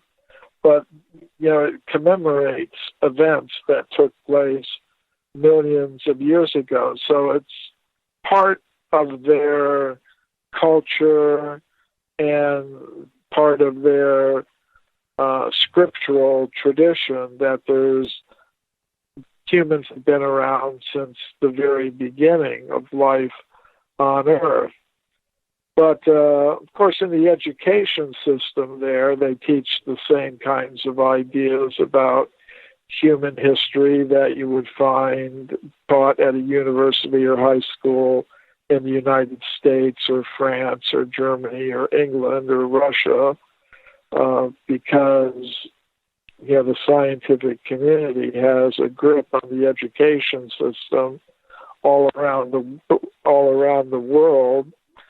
But if you inquire about people's actual beliefs, and this can be done in many areas, not just human history, find that people in general tend to have ideas that are contradicting what they're being told by their teachers in schools and colleges. That's a fascinating concept. When you think about it, you can see the start and stop of all of the temples around the world where cultures have ended, like in ancient Egypt or Mesopotamia and Iraq, and of course Greece and Rome. But when you take that same idea, that same mindset, and apply it to India, all of that continues to this day. Everything else is stopped, right? And you're absolutely right about that. If you apply it's one that, of the things Oh, I'm sorry, Michael. I'm sorry. I don't want to even sound rude. But if we go back and if Egypt continued, we would have the same problem with Egypt that we do with India. How old is that? Well, I don't know. We've been building on this for forever. It's the same thing with India, right? Yeah, but it would depend upon whether or not the Egyptians, if their culture had continued, the pharaonic Egypt, if that culture had continued, it would depend upon whether they had kept their original knowledge, like we were talking about a little earlier in the show, how the Egyptian priests were telling Herodotus, the Greek historian who came to India, about the very ancient history of the Greek people that went back much further than Herodotus himself understood. Because the Egyptians said, we have the records of all these previous civilizations that existed going back beyond these devastations that have periodically taken place. You've just lost your own history, but we still have it in our records. And, sometimes people talk about finding the Lost Hall of Records and, a chamber beneath the Sphinx or something like that.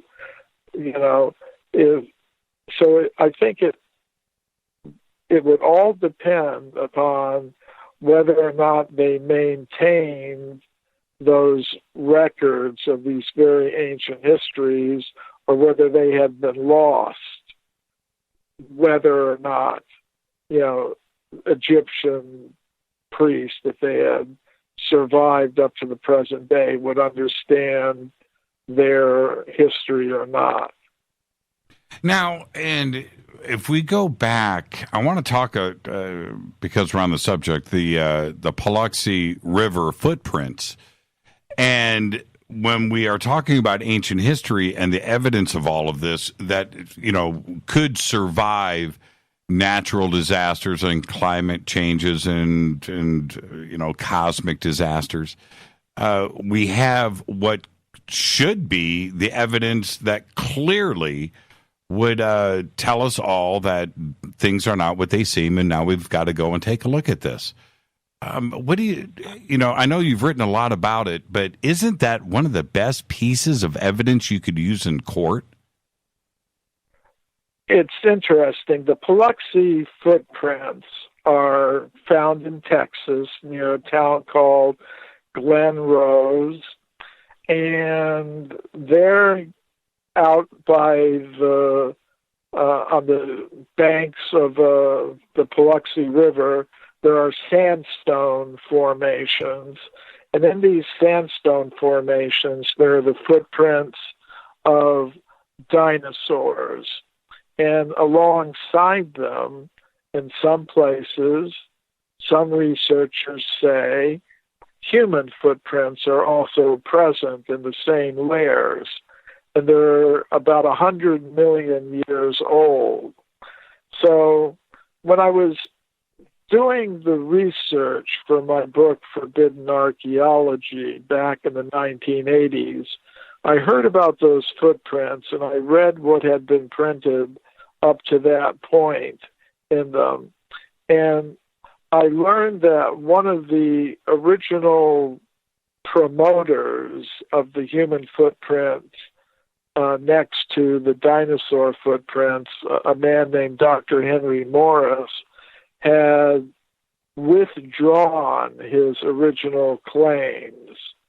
He had said there are human footprints next to the dinosaur footprints, but then he became a little bit doubtful and said, well, maybe, what I thought were human footprints are actually dinosaur footprints that had just been eroded a little bit in a funny way.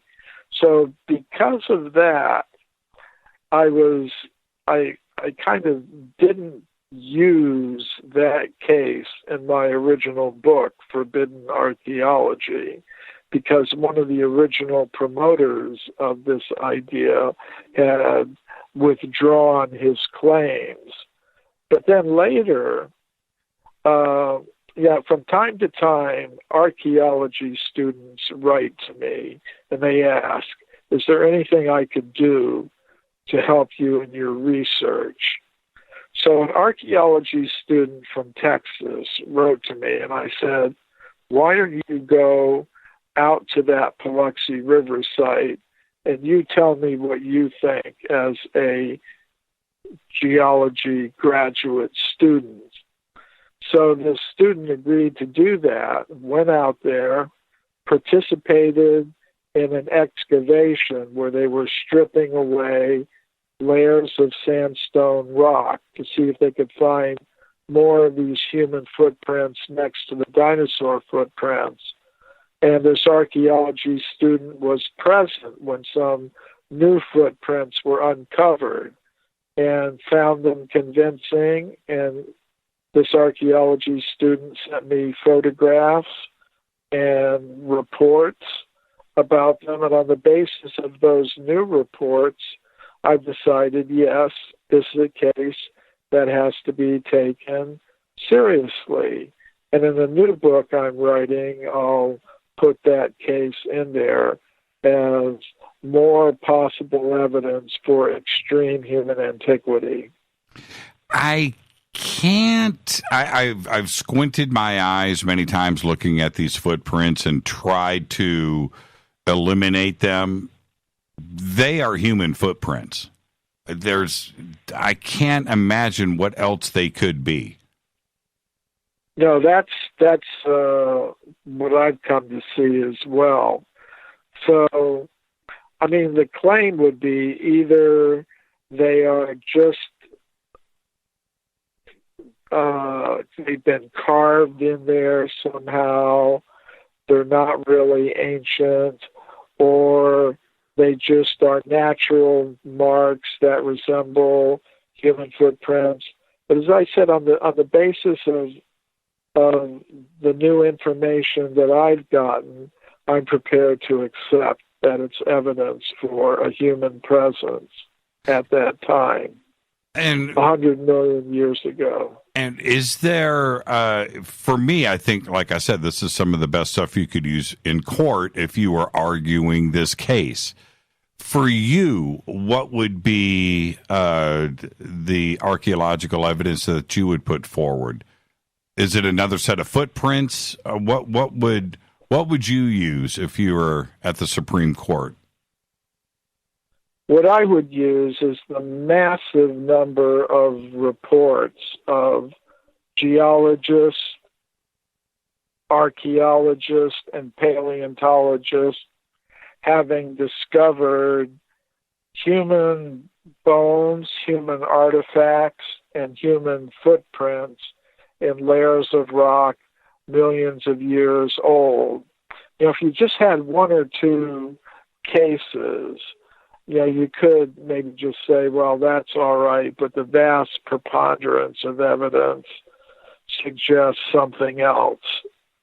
But what I would tell the court is, Your Honor, we have not just one or two witnesses, we've got 900 witnesses. In other words, my book, Forbidden Archaeology, in which I document these reports from the professional scientific literature showing the presence of human bones, human artifacts, and human footprints going back many millions of years, is 900 pages long.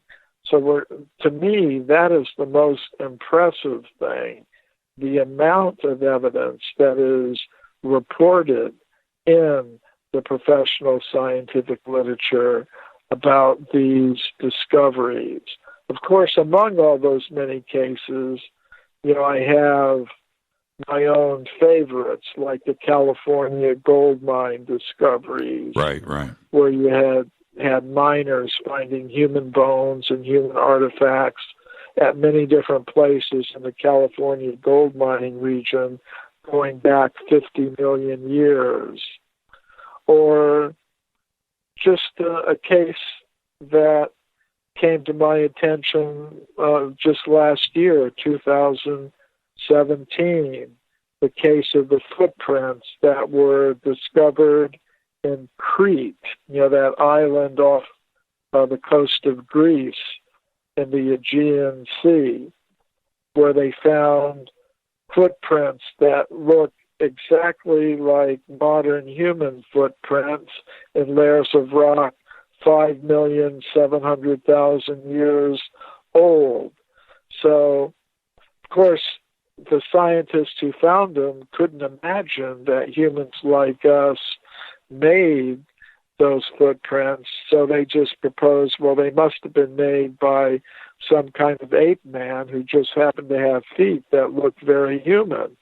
I mean, it's just amazing how sometimes this evidence can be staring scientists in the face, and they just won't accept it for what it really is.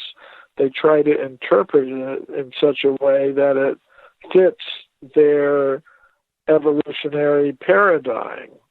I'm looking at the Crete footprints here, and I've got to say that there's no way to question this. It is what it is, Michael. It looks like maybe father and son, mother and daughter. Yeah, because some of them are larger, some smaller. Right.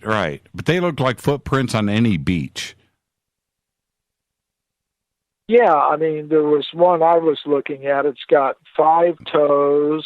Right. You know, it's got a large first toe. You know, like you look at your foot, the first toe, the big toe, is larger.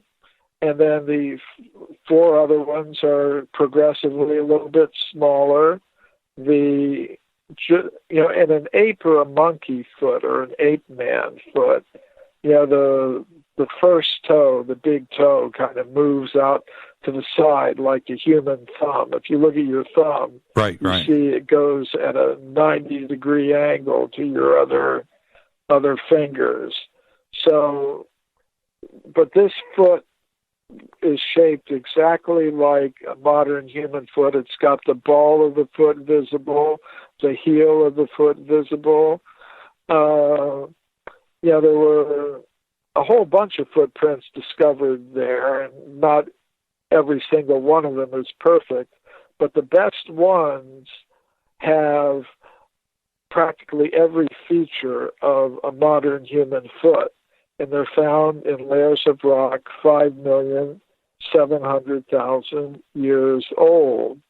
So this evidence continues to be found, although it's not understood by scientists for what it really is. You know, they see it in terms of their theories, and they come up with all kinds of speculative ideas to explain the evidence away.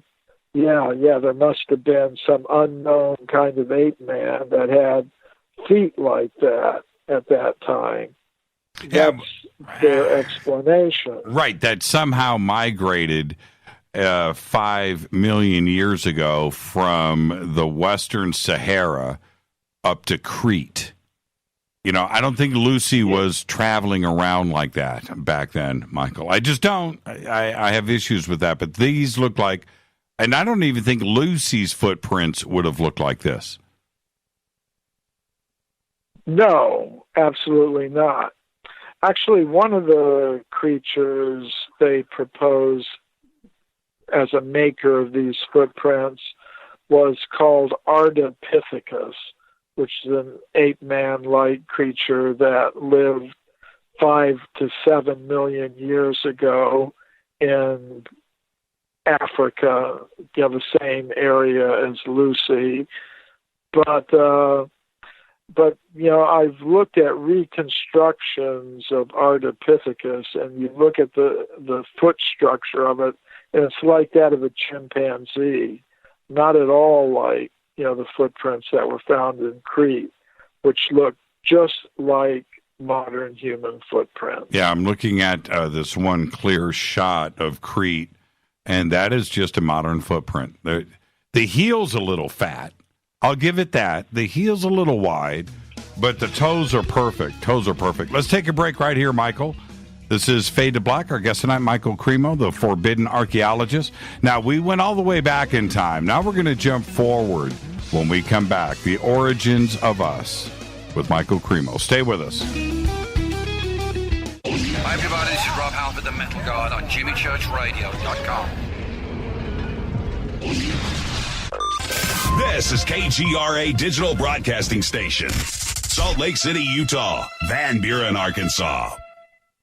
Okay, nurse, let's get this man to the ER stat. Right away, doctor. We see this every day. Heart attack or angina pain due to blocked and clogged arteries. Chelation can remove obstructions or blockages from arteries and help avoid painful and expensive surgery. Now there's Angioprim. It's a liquid oral chelation product that you take with juice. You start to feel the results fast. Angioprim increases blood flow all over the body, and that means more energy and strength to take on the day with less aches and pains. 60 years of research has gone into chelation, and Angioprim is the result. A safe and easy way to unblock your veins and arteries from buildup that slow circulation. Paging Dr. Jones. Please report to the emergency room right away. Log on now for a special radio offer from Angioprim. That's angioprim.com/radio. ANGIOPRIM. Angioprim.com/radio or call 877-882-7221.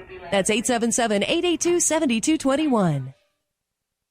So, you love talk radio? Then you'll love TalkStreamLive.com. TalkStream Live is always on, 24/7 with the best streaming talk shows. Find your favorite talkers and discover some new ones. It's free, readily available online or on any smartphone or tablet. Finding your favorite talk shows all in one place has gotten a whole lot easier. Just go to TalkStreamLive.com. Be sure to download the free apps from Google Play or the iTunes App Store. Your contact for current news and trending topics. KGRARadio.com.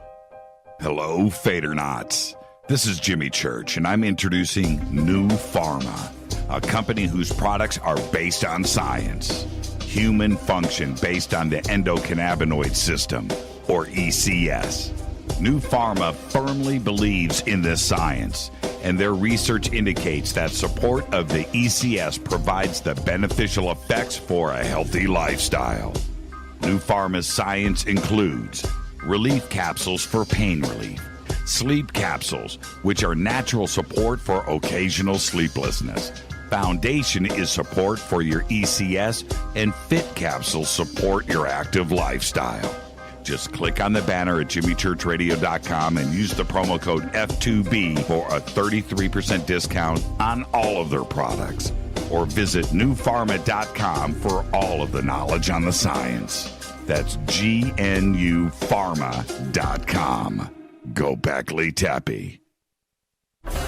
Did you know that when you're on the road with limited data or Wi-Fi available, you can still listen to every minute of Fade to Black by just calling 605-562-4482. No smartphone, app, or internet needed. It saves your data plan and no extra cost if you have unlimited minutes. Just call 605-562-4482. You can listen to me, Jimmy Church, on any phone, anytime, anywhere. Go Beckley Tappy.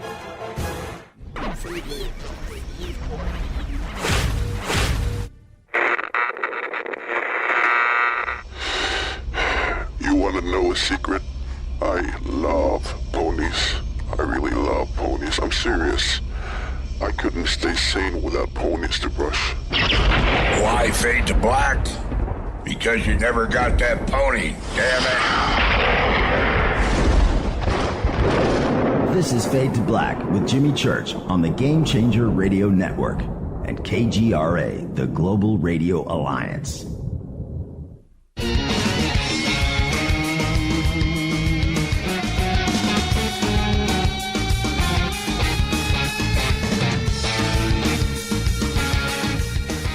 Welcome back, Fade to Black. I'm your host, Jimmy Church. Our guest tonight, Michael Cremo, the forbidden archaeologist. You can follow Michael at Michael Cremo on Twitter. You can follow me on Twitter at JChurchRadio.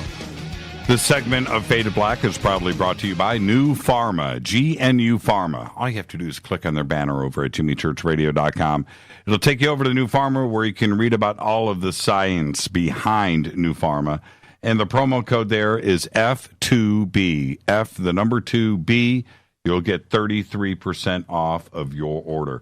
Get the foundation drops. That's what I do every single day. I'm going to open up the phone lines. Michael, you want to take a couple of phone calls? Yeah, let's take some calls. Let's take some calls. 323-825-5045. I've ignored all of the phone calls tonight that were coming in, but I'll open them up now. 323-825-5045. And what I wanted to do, we've talked about the past, but Michael, today, and it's interesting how you presented this earlier because I want to go here now.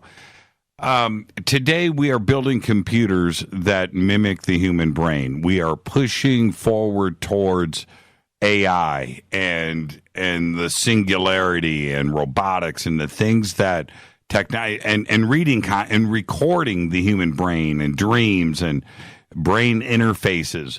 That's where we are going. And is this process taking us to an awakening, a unified awakening where we are all connected and our brains and all of us will be as one, as you suggest, the way that the universe is running now? Are we moving in that direction? Well, I think the means of communication and the ways of simulating worlds and realities and creating virtual realities and augmented realities does offer possibilities for better understanding of who we are and what we really are. Because I would say, yeah, we are conscious selves who are existing in a virtual reality. And we're all connected in some way, yes. But I think it all depends.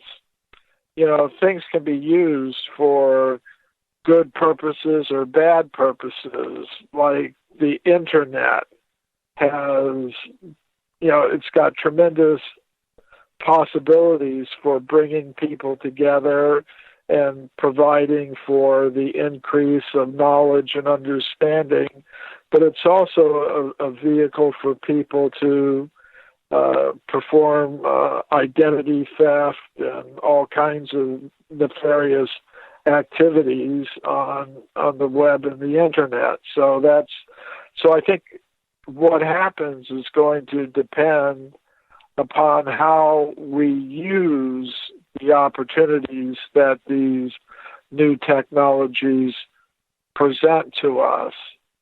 And the unfortunate history is that new technologies, although they sometimes promise positive things, often turn out to have very negative side effects and can be used and dominated and controlled and exploited by those who, as I said a little bit earlier, want to keep us entangled in the world of matter and would rather not have us put our human energy into developing the resource of consciousness.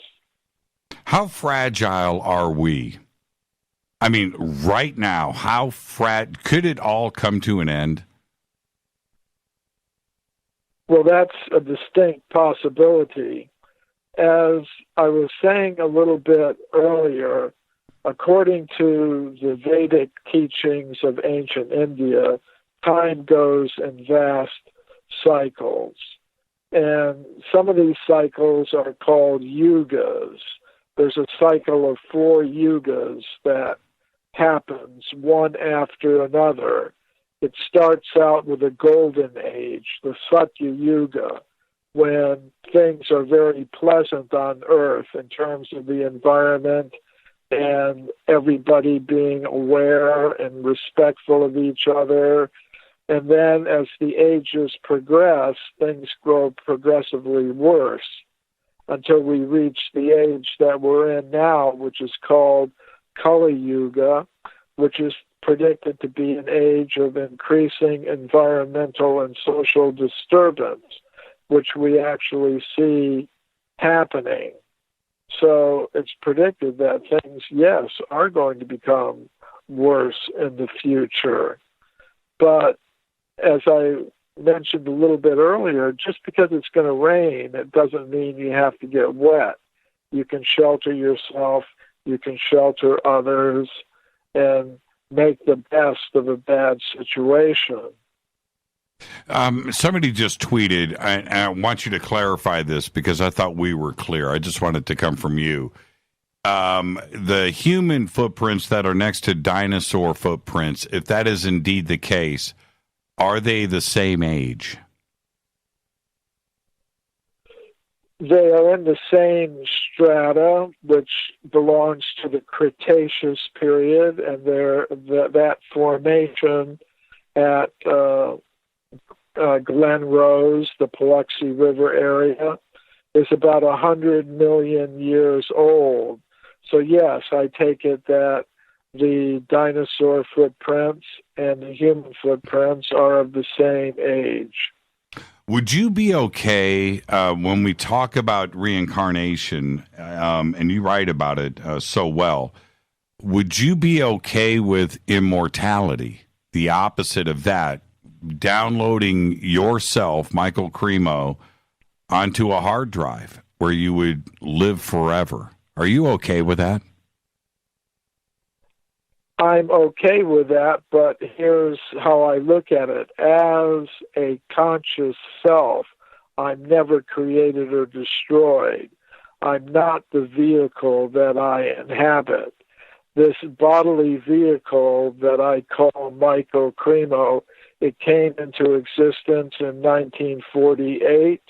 It will, within a certain number of years, I don't know how many, it will perish, but the self, the conscious self, that is the real me, it's never created, it's never destroyed, it is immortal, it has always been immortal, it always will be immortal, and it's just a question of understanding that. The reason I don't necessarily appreciate that is because for some reason or another, I falsely identify with the temporary vehicle that I'm inhabiting. And because I know it's temporary, it makes me feel uncomfortable. But the reason I feel uncomfortable ultimately is because I know on some deeper level of reality, I am meant to be immortal, and I actually am.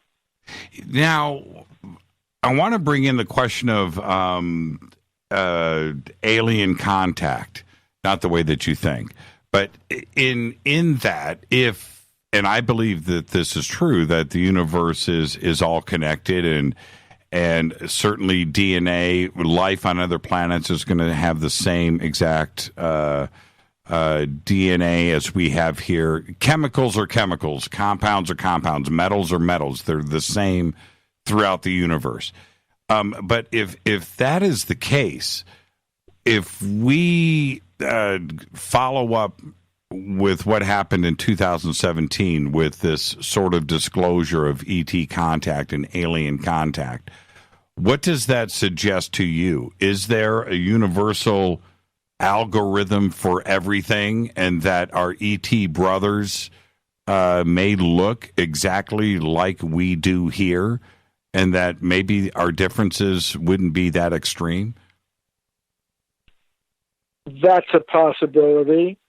The ancient Sanskrit writings speak of 400,000 human-like species scattered throughout the entire cosmos.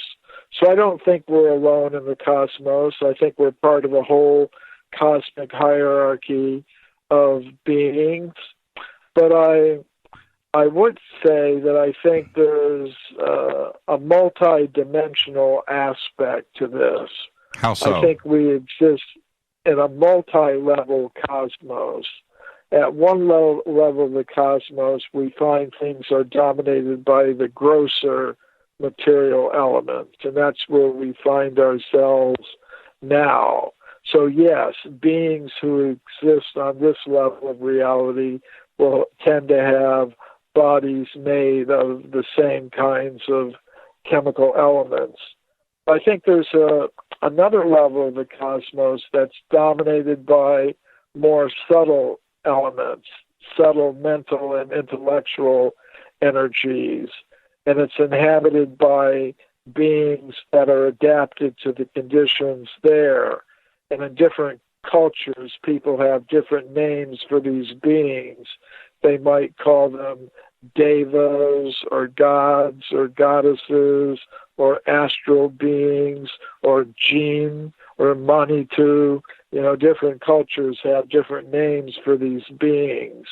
And then beyond that, there would be what I call the region of pure consciousness, where beings have forms made of pure consciousness, not of the chemical elements or the subtle, more subtle energies. So I think, yes, we're part of a whole cosmic hierarchy of beings.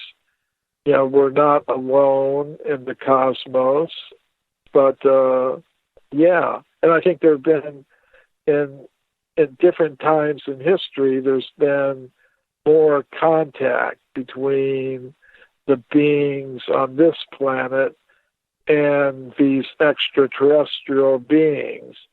But I would say that as beings of pure consciousness, we're all extraterrestrials, because consciousness is not from the world of matter, it's from the world of spirit. So in that sense, I'd say each single one of us is an extraterrestrial being. We're not from this level of reality. So, you know what, let's go to the phones. I want to follow up on that, though. Hi, you're live on Fade to Black. Say hi to Michael Cremo. Hi, Michael. It's Tanette. Hi. What do you have for us, Tanette? So I was wondering why everybody else has their timelines of the previous human civilizations as in thousands of years. And Michael has his in millions of years. So can he explain the difference between the two? Yes. What I would say to people who have the idea that humans have been around only for thousands of years rather than millions and millions of years is that, well, we may disagree about the time scales, but humans have been around since the beginning, whether we think that's a few thousand years ago or a few million years ago. So I would try to see what I can agree with the person about, and then we can have a discussion on some other time about whatever differences we may have about the actual number of years. And I'd be prepared to have that discussion. So right. What I'm saying is not a couple of thousand years. I'm referring to like 50,000 years as opposed to 5 million years. Okay. I think it may have to do with what we're prepared to accept as evidence. If we accept only the evidence that we find in the current textbooks, then we might think, actually the textbook idea is that the very first simple village life began about 10 or 12,000 years ago. Before that, they would say humans were just living as hunters and gatherers, traveling around. They never had any system of agriculture or domestic animals, no settled village life.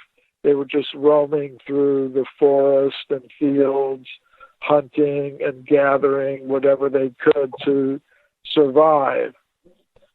And the current textbook idea is that simple village life and agriculture started about 10 or 12,000 years ago. And then they would say the first civilizations, the first cities, came into existence 6,000 or 7,000 years ago in Samaria and Egypt and China and the Indus Valley civilization in India. So that's the standard idea. But I think there's a lot of evidence that suggests humans have been around in civilized form for a lot longer than that. So, well, Göbekli Tepe throws that right out the window. Right? Completely throws that out the window. 12,000 years ago, there was not supposed to be organization. Certainly, Stone Age man 12,000 years ago didn't know how to quarry massive blocks. Right? That's a whole nother thing. And obviously, they had some sort of government. You had a leader, maybe an organized religion. You had agriculture. You had a town. You had something that was there that was supporting all of the quarrying of those rocks. You had to feed these guys, right? And you had to design this. So Göbekli Tepe clearly throws that out, and Göbekli Tepe suggests a smart, technically advanced civilization at that time at the edge of the Ice Age, on top of that, where it shouldn't have existed at all. Right. Well, I think the caller was talking about perhaps human civilizations going back 50,000 years. Yeah, she's still with us. Yeah, Tanet's still there. That's still, even if it's not millions of years, still it kind of contradicts the current textbook sorts of ideas that people are taught in school and university. Now, if we do, and Tanet, thank you for the phone call. Thank you. Yeah, thank you. If we look at, this is where I have a problem, and hopefully we can finish this before the end of the show, is this. We are supposed to have been here for about 150 to 200,000 years. Mitochondrial DNA, the chasing back of everything that we can, the best evidence that we have says that there. If we look at what Darwin has suggested and the amount of time that it would have taken us to evolve into us, we are talking about millions of years. And that is clearly not the case. And butting up against us is Cro-Magnon and Neanderthal. And that had nothing to do with us whatsoever. We may have some traces of DNA there, but we didn't evolve from Neanderthal. The time didn't allow for that to happen, or Cro-Magnon. So where are the millions of years it would have taken us to evolve? It just doesn't exist, does it? I think it's very difficult to explain things like that. So the alternative is that we have to take seriously the evidence for extreme human antiquity and just understand we've always been here for as long as there's been an Earth, and we were put here for a purpose. That's it. I mean, and it's not hard for me to understand that. When we look at the other scholars out there, and Richard Dawkins, of course, comes to mind, where they refuse to accept that there may be a higher intelligence out there in the universe that has designed everything, not only in this universe, but previous universes, right? Parallel universes, and a multiverse, that answers a lot of questions easily. And it's easier to just wrap your head around than it was just blind luck. But yet they have millions of followers. You know, it's nearly religious the way that they look at things. And he's an atheist.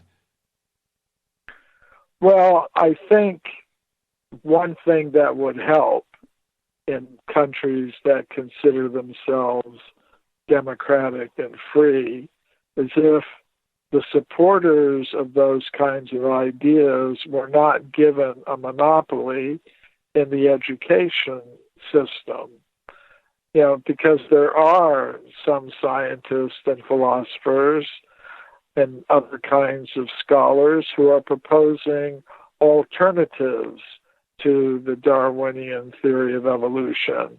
And in the scientific and academic worlds, they may be in a minority at the present moment, but just because you're a minority doesn't mean that your views should be excluded. We normally wouldn't tolerate something like that. Say we say America is a predominantly Christian country.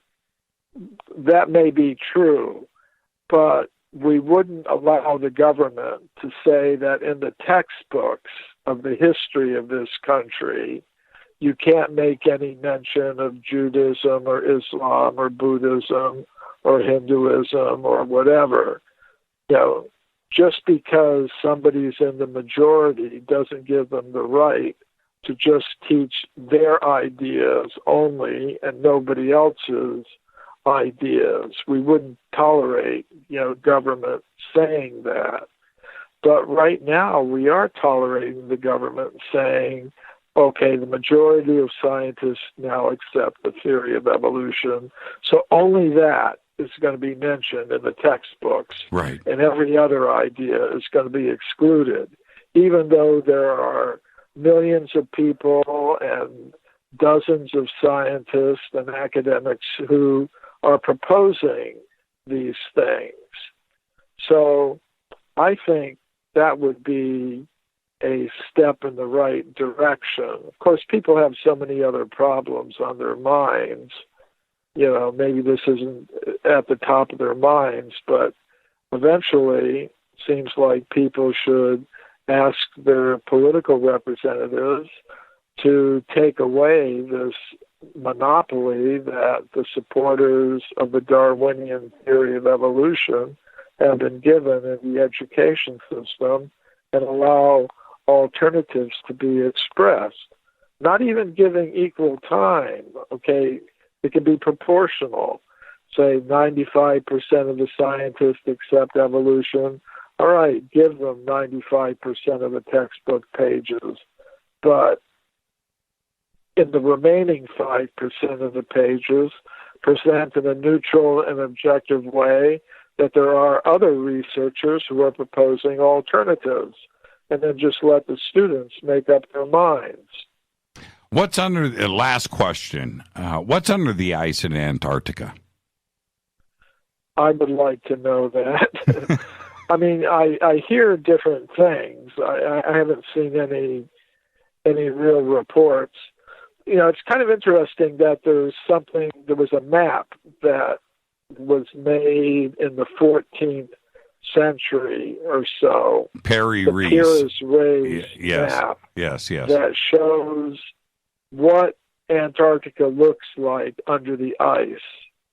And that is the only way that somebody could have drawn an accurate map of what Antarctica looks like under the ice would have been at a time when the ice wasn't there, which was millions and millions of years ago. So this Pires-Reis map, which was copied from another map, which was copied from another map, it could be that the person who made the Pires-Reis map was in touch with a tradition that had survived since the time that Antarctica wasn't covered by the ice sheet that it's covered with now. Yeah, and, like Göbekli Tepe, that was discovered the way it was discovered. Also, we could see it and walk to it. But with Antarctica, there's no way for us to confirm or deny anything that's going on down there. It's impossible for us to go. You have to be allowed to go to Antarctica. That's just the way that it is. Do you think that they are suppressing that information? It could be. Actually, at one point, I actually wanted to go. I was in the United States Navy, and I had been posted at a weather station in Iceland, and I wanted to volunteer to go down to Antarctica. Never happened, but it would have been something. I would have got to see firsthand. Yeah. I guess you can go down there on cruise boats. You know, there's some cruises that occasionally go down to Antarctica, but to find out, like you said, what's really going on there, you know, I think you have to go a little bit deeper than that. Yeah. They're not going to let you and I go down there and jump on some snowmobiles, you know, and just run willy-nilly and just go visit and check things out. No, it just won't happen. And when you look at some of the things that they have found down there recently, such as leaves, right? Tropical things in the ice, which clearly suggest that it was tropical and green at one point. It was. Yes. You know, which suggests that somebody was living there, of course. But they don't want to tell us that. And you know that they're finding things all the time, probably even more extreme things than that. Could be evidence of it being Atlantis. I don't know. But they won't let us, you know, ask any questions or find out or go and act as observers. It just doesn't happen that way, which makes us go to the extreme thoughts, right? I mean, that's the only, you know, you have to ask those questions. Why can't we go down there? Why can't we find out things on our own? Why do you have to keep it to yourselves? Yeah. So it's a pretty challenging environment down there. It's getting more unchallenging, though. It's called global warming. Yeah. Eventually, it's all going to melt, and we're going to have Google Maps to go and check out, if you know what I mean. Right. So when's the new book coming out? You know, I'm working on it. I can't say it's going to come out tomorrow. It's something that I'm continually working on. I wish I were a more prolific author, that I could come out with a new book every year. But Forbidden Archaeology took me 8 years of research and writing to do, because I try to be very thorough in what I'm doing. So the follow-up book to Forbidden Archaeology, I'm still working on. I would hope to have it finished in the next year or two. But if people want to see some more recent writing of mine, I write a column for Atlantis Rising magazine. It's called The Forbidden Archaeologist. That comes out kind of every two months. That magazine comes out 6 times a year. So that's sometimes where I write about some of my current research. Are you going to be speaking anywhere? Let's see. In April, I'm scheduled to speak at a conference that's being organized by Michael Tellinger in South Africa. He calls it his Ubuntu conference, and I'm kind of looking forward to that. I haven't been to South Africa in a while. Right. Yeah, that one photograph of the upright dino, the upright footprint, you know, the giant footprint. The giant footprint. Huge footprint. Okay, I'm going to ask you straight. Is that real? Well, it's a real object, you know, and it's huge. I mean, the footprint, of course, it's standing up vertical now, and it's in granite. Now, normally you would expect a footprint to be made in sedimentary rock, like sandstone or something like that, rather than in an igneous rock, granite. which was like molten lava at one point. So, but it's pretty amazing. It's about 6 or 7 feet tall, just the footprint. Huge. I mean, it's a real object. I'll have to ask him about it when I go down there. Yeah, I've asked him about it several times, and it's an extraordinary. You look at the picture; he's got some great pictures of himself standing next to it, and you look at that, and it's just too good to be true. It's too good to be true, and it's in granite. It's red granite. Yeah, somebody just posted a picture of it. That's and it looks like. I don't know how old granite would have to be in its early stages for it to be soft, right? That's the thing. Yeah, it would have been molten rock. What was there? Igneous rock. Well, what's the point in between molten and when it starts to turn into real granite? I wonder what a geologist was. I have to ask a geologist about that because they can age granite. So at the baby stages of granite, right, very early, is there a point where for 1,000 years where maybe it's just soft? And not too hot. Right, not too hot. Right. Right. Or maybe this guy stepped in it and went, ouch. And jumped out. He must have been pretty big. Yeah, obviously he was about 100 feet tall. Yeah. It's an incredible picture. Michael, thank you so much. Give my best to Lori. She's the best. And I look forward to having you back on the show. And everybody, just go over to Michael Cremo, mcremo.com, and the links are at Jimmy Church Radio. And, of course, Atlantis Rising Magazine. Thank you so much, and thank you for everything that you do. You're the best. Thank you, Jimmy.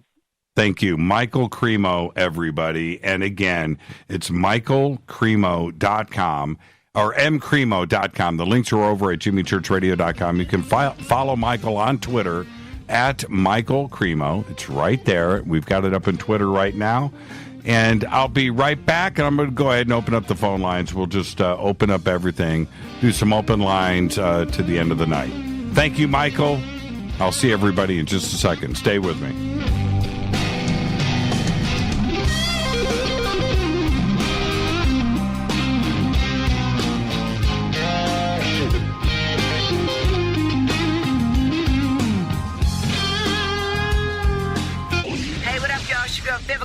Here, and you are listening to my boy Jimmy Church on jimmychurchradio.com. Despite popular opinion, reading a book will not make you smarter. But listening to Jimmy Church will. So you went to dinner last night, you had your favorite pasta. Ugh. Or maybe you had a heavy, spicy meal and it left you. Ugh. Get the tea.com. Maybe you mowed down a huge steak and your plumbing is all plugged. Ugh. Get the tea.com. Our super strength tea will take care of your occasional. Ugh. It's all organic and non-GMO. Get rid of ugh. We have so many great supplements, but our super tea is number one. GetTheTea.com. That's GetTheTea.com. So, you love talk radio? Then you'll love TalkStreamLive.com. TalkStream Live is always on, 24/7, with the best streaming talk shows. Find your favorite talkers and discover some new ones. It's free, readily available online or on mobile with any smartphone or tablet. Finding your favorite talk shows all in one place has gotten a whole lot easier. Just go to TalkStreamLive.com. Be sure to download the free apps from Google Play or the iTunes App Store. When you take the beans from Central America with dashes of Indonesian and African mixed in and then roasted to the dark side of fade to black, you create the ultimate brew of fringe. Introducing the Fade to Black blend from River Moon Coffee. Yes, River Moon's darkest customized roast was created for the love of Fade to Black. The alchemy of masterful roasting and smoking the beans is in every sip of this full-bodied, dark Java. I need my coffee dark, deep, with distinct bittersweet chocolate highlights, just like the bunker. Leaning further into the darkness of the roast is Fade to Black Blend from Rivermoon Coffee. Just click on the banner at jimmychurchradio.com and use the promo code F2BBLEND for 15% off of your order today. Go Beckley Teppy. Hey, can we talk about something serious for a minute? Your age. Getting old has its perks. But remember, being a few years younger, you know, your hair was thicker, you didn't have so many wrinkles, that extra weight wasn't haunting you, and you just felt better. Well, we can't turn back the clocks and go back 10 or 15 years, but you can start feeling and looking 10 or 15 years younger with Nature's Youth RSF. It's a doctor-formulated daily supplement that helps your body maintain its peak performance and fight the aging process. Imagine sleeping better, looking better, and feeling better. See how Nature's Youth RSF has helped thousands of people just like you at nature'syouth.com. nature'syouth.com. The holidays are coming. Imagine how it will feel when your family and friends are asking you what you did to look so good. Your secret will be Nature's Youth RSF. It's time to start looking better and feeling better. Learn more and order your Nature's Youth RSF at nature'syouth.com. That's nature'syouth.com. Erica, Brittany, Gabby, and you're listening to jimmychurchradio.com. It's not a lifestyle we chose. We were born this way. KGRAradio.com.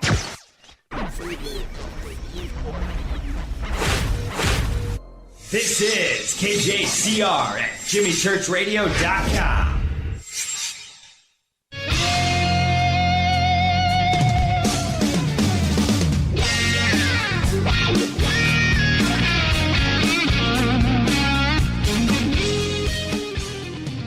All right, welcome back, Fade to Black. Michael Cremo. One of the smartest guys I know.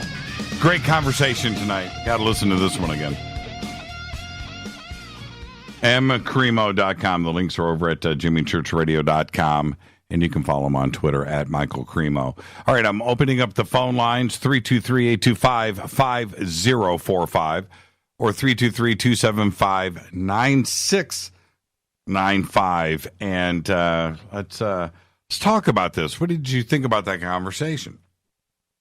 Michael presents some of the best evidence that is out there about us being here forever, and the idea that I'm looking at this Antarctica package here. I'm going to talk about this in just a second. Thank you for that.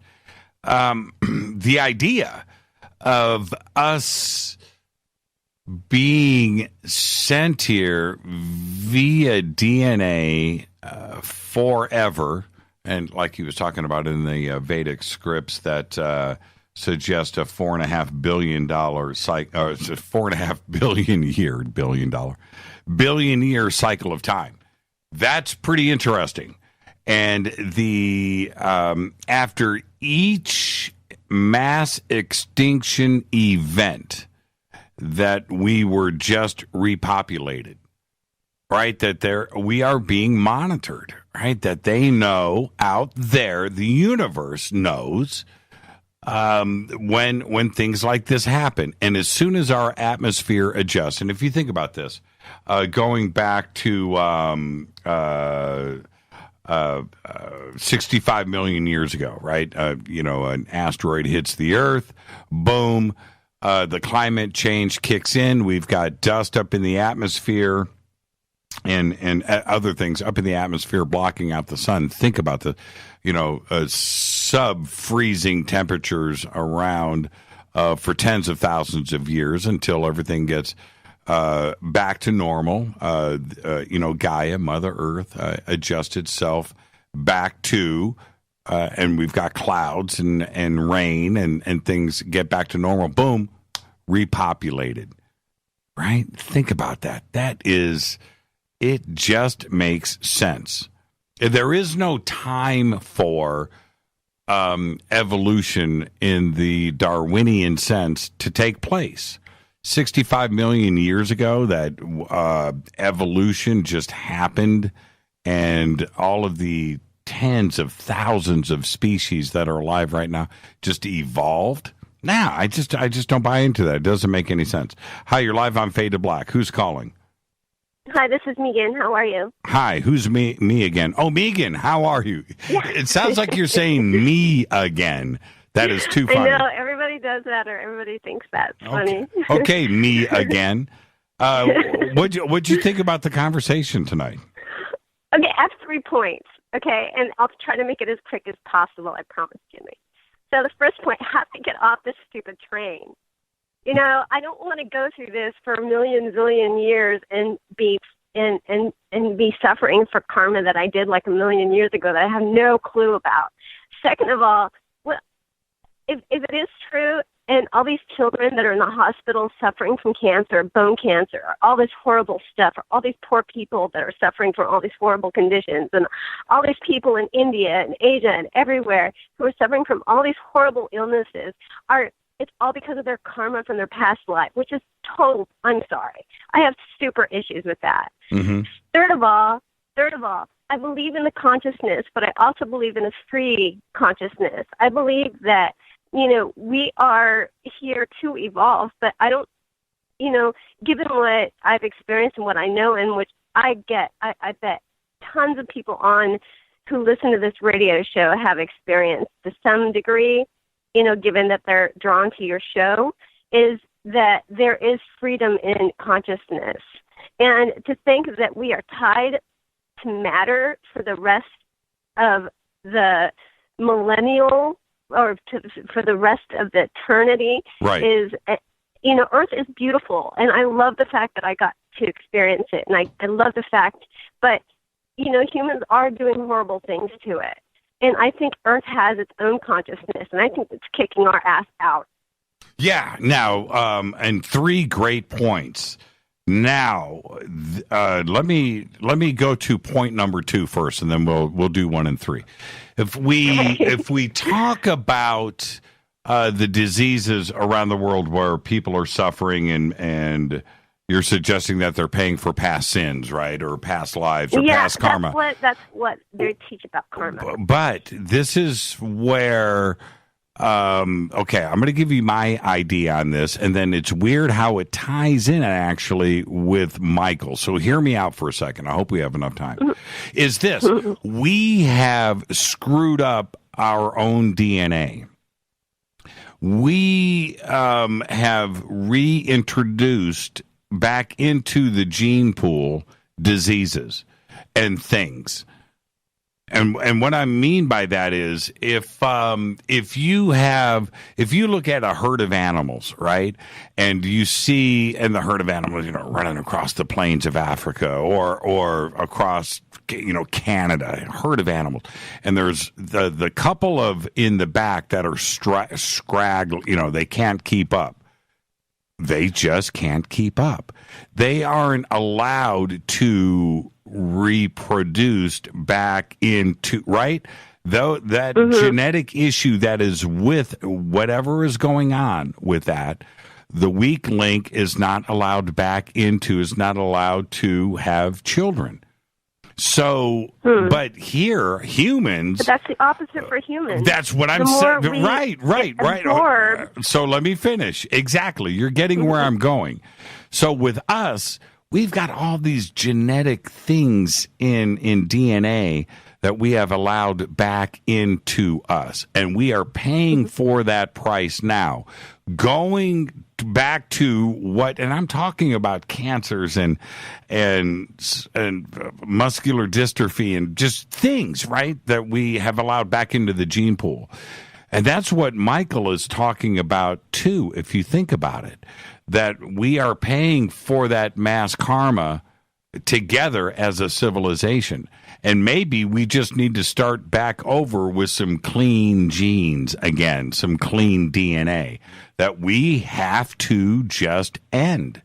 We've polluted our DNA. Or we need to the people who are promoting the things that are causing the cancers and causing these diseases and gaslighting the people who, you know, who are trying to heal themselves, or gaslighting the medical doctors who want to heal the sick with natural medical, you know, medications, or, you know, we need to shut them up so that we can, clean ourselves up.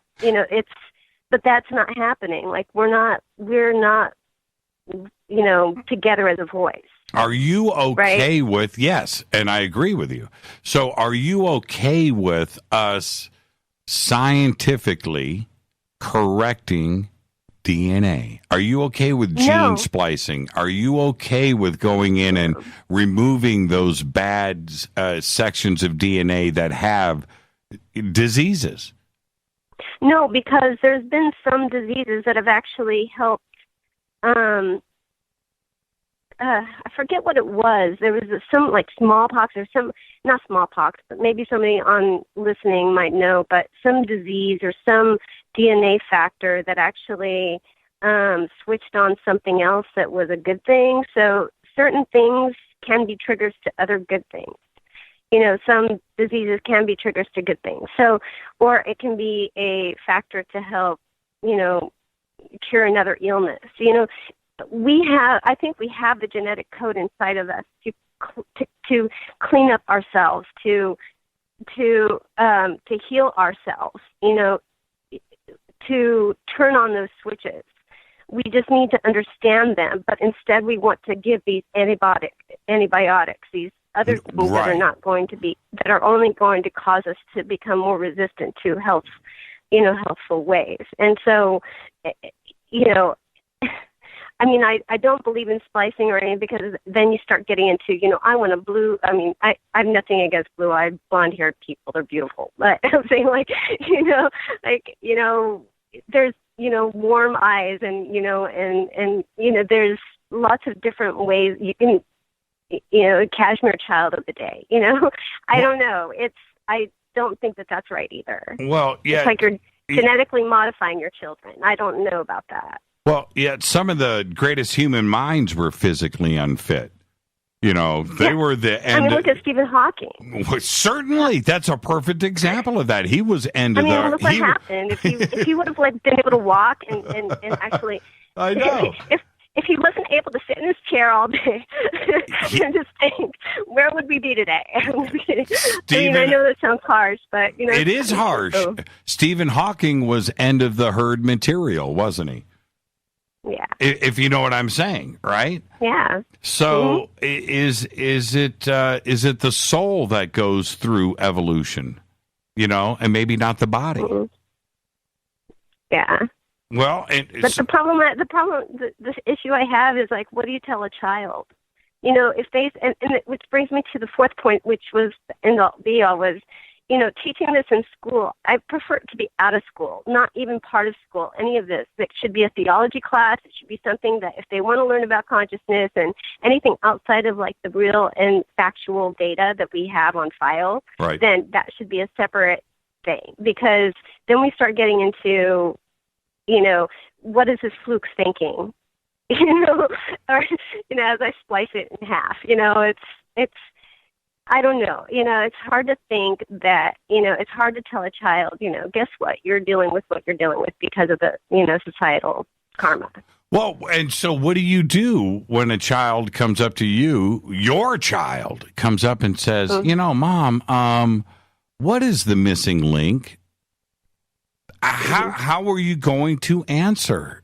Go down the road. Go start a path of discovery with that child and let them build their own decisions, based off of the information that you build on as you go along. If you come up with a definitive answer, and I've been having issues with people going, this is how it's going, this is how it is, I know what this alien thinks back, in, a billion, miles away from us, Mm-hmm. It's like, how do you know? You don't know that. So let somebody think, let somebody build their own path, they, grow and make their own mistakes, and, and that's what humans do, right?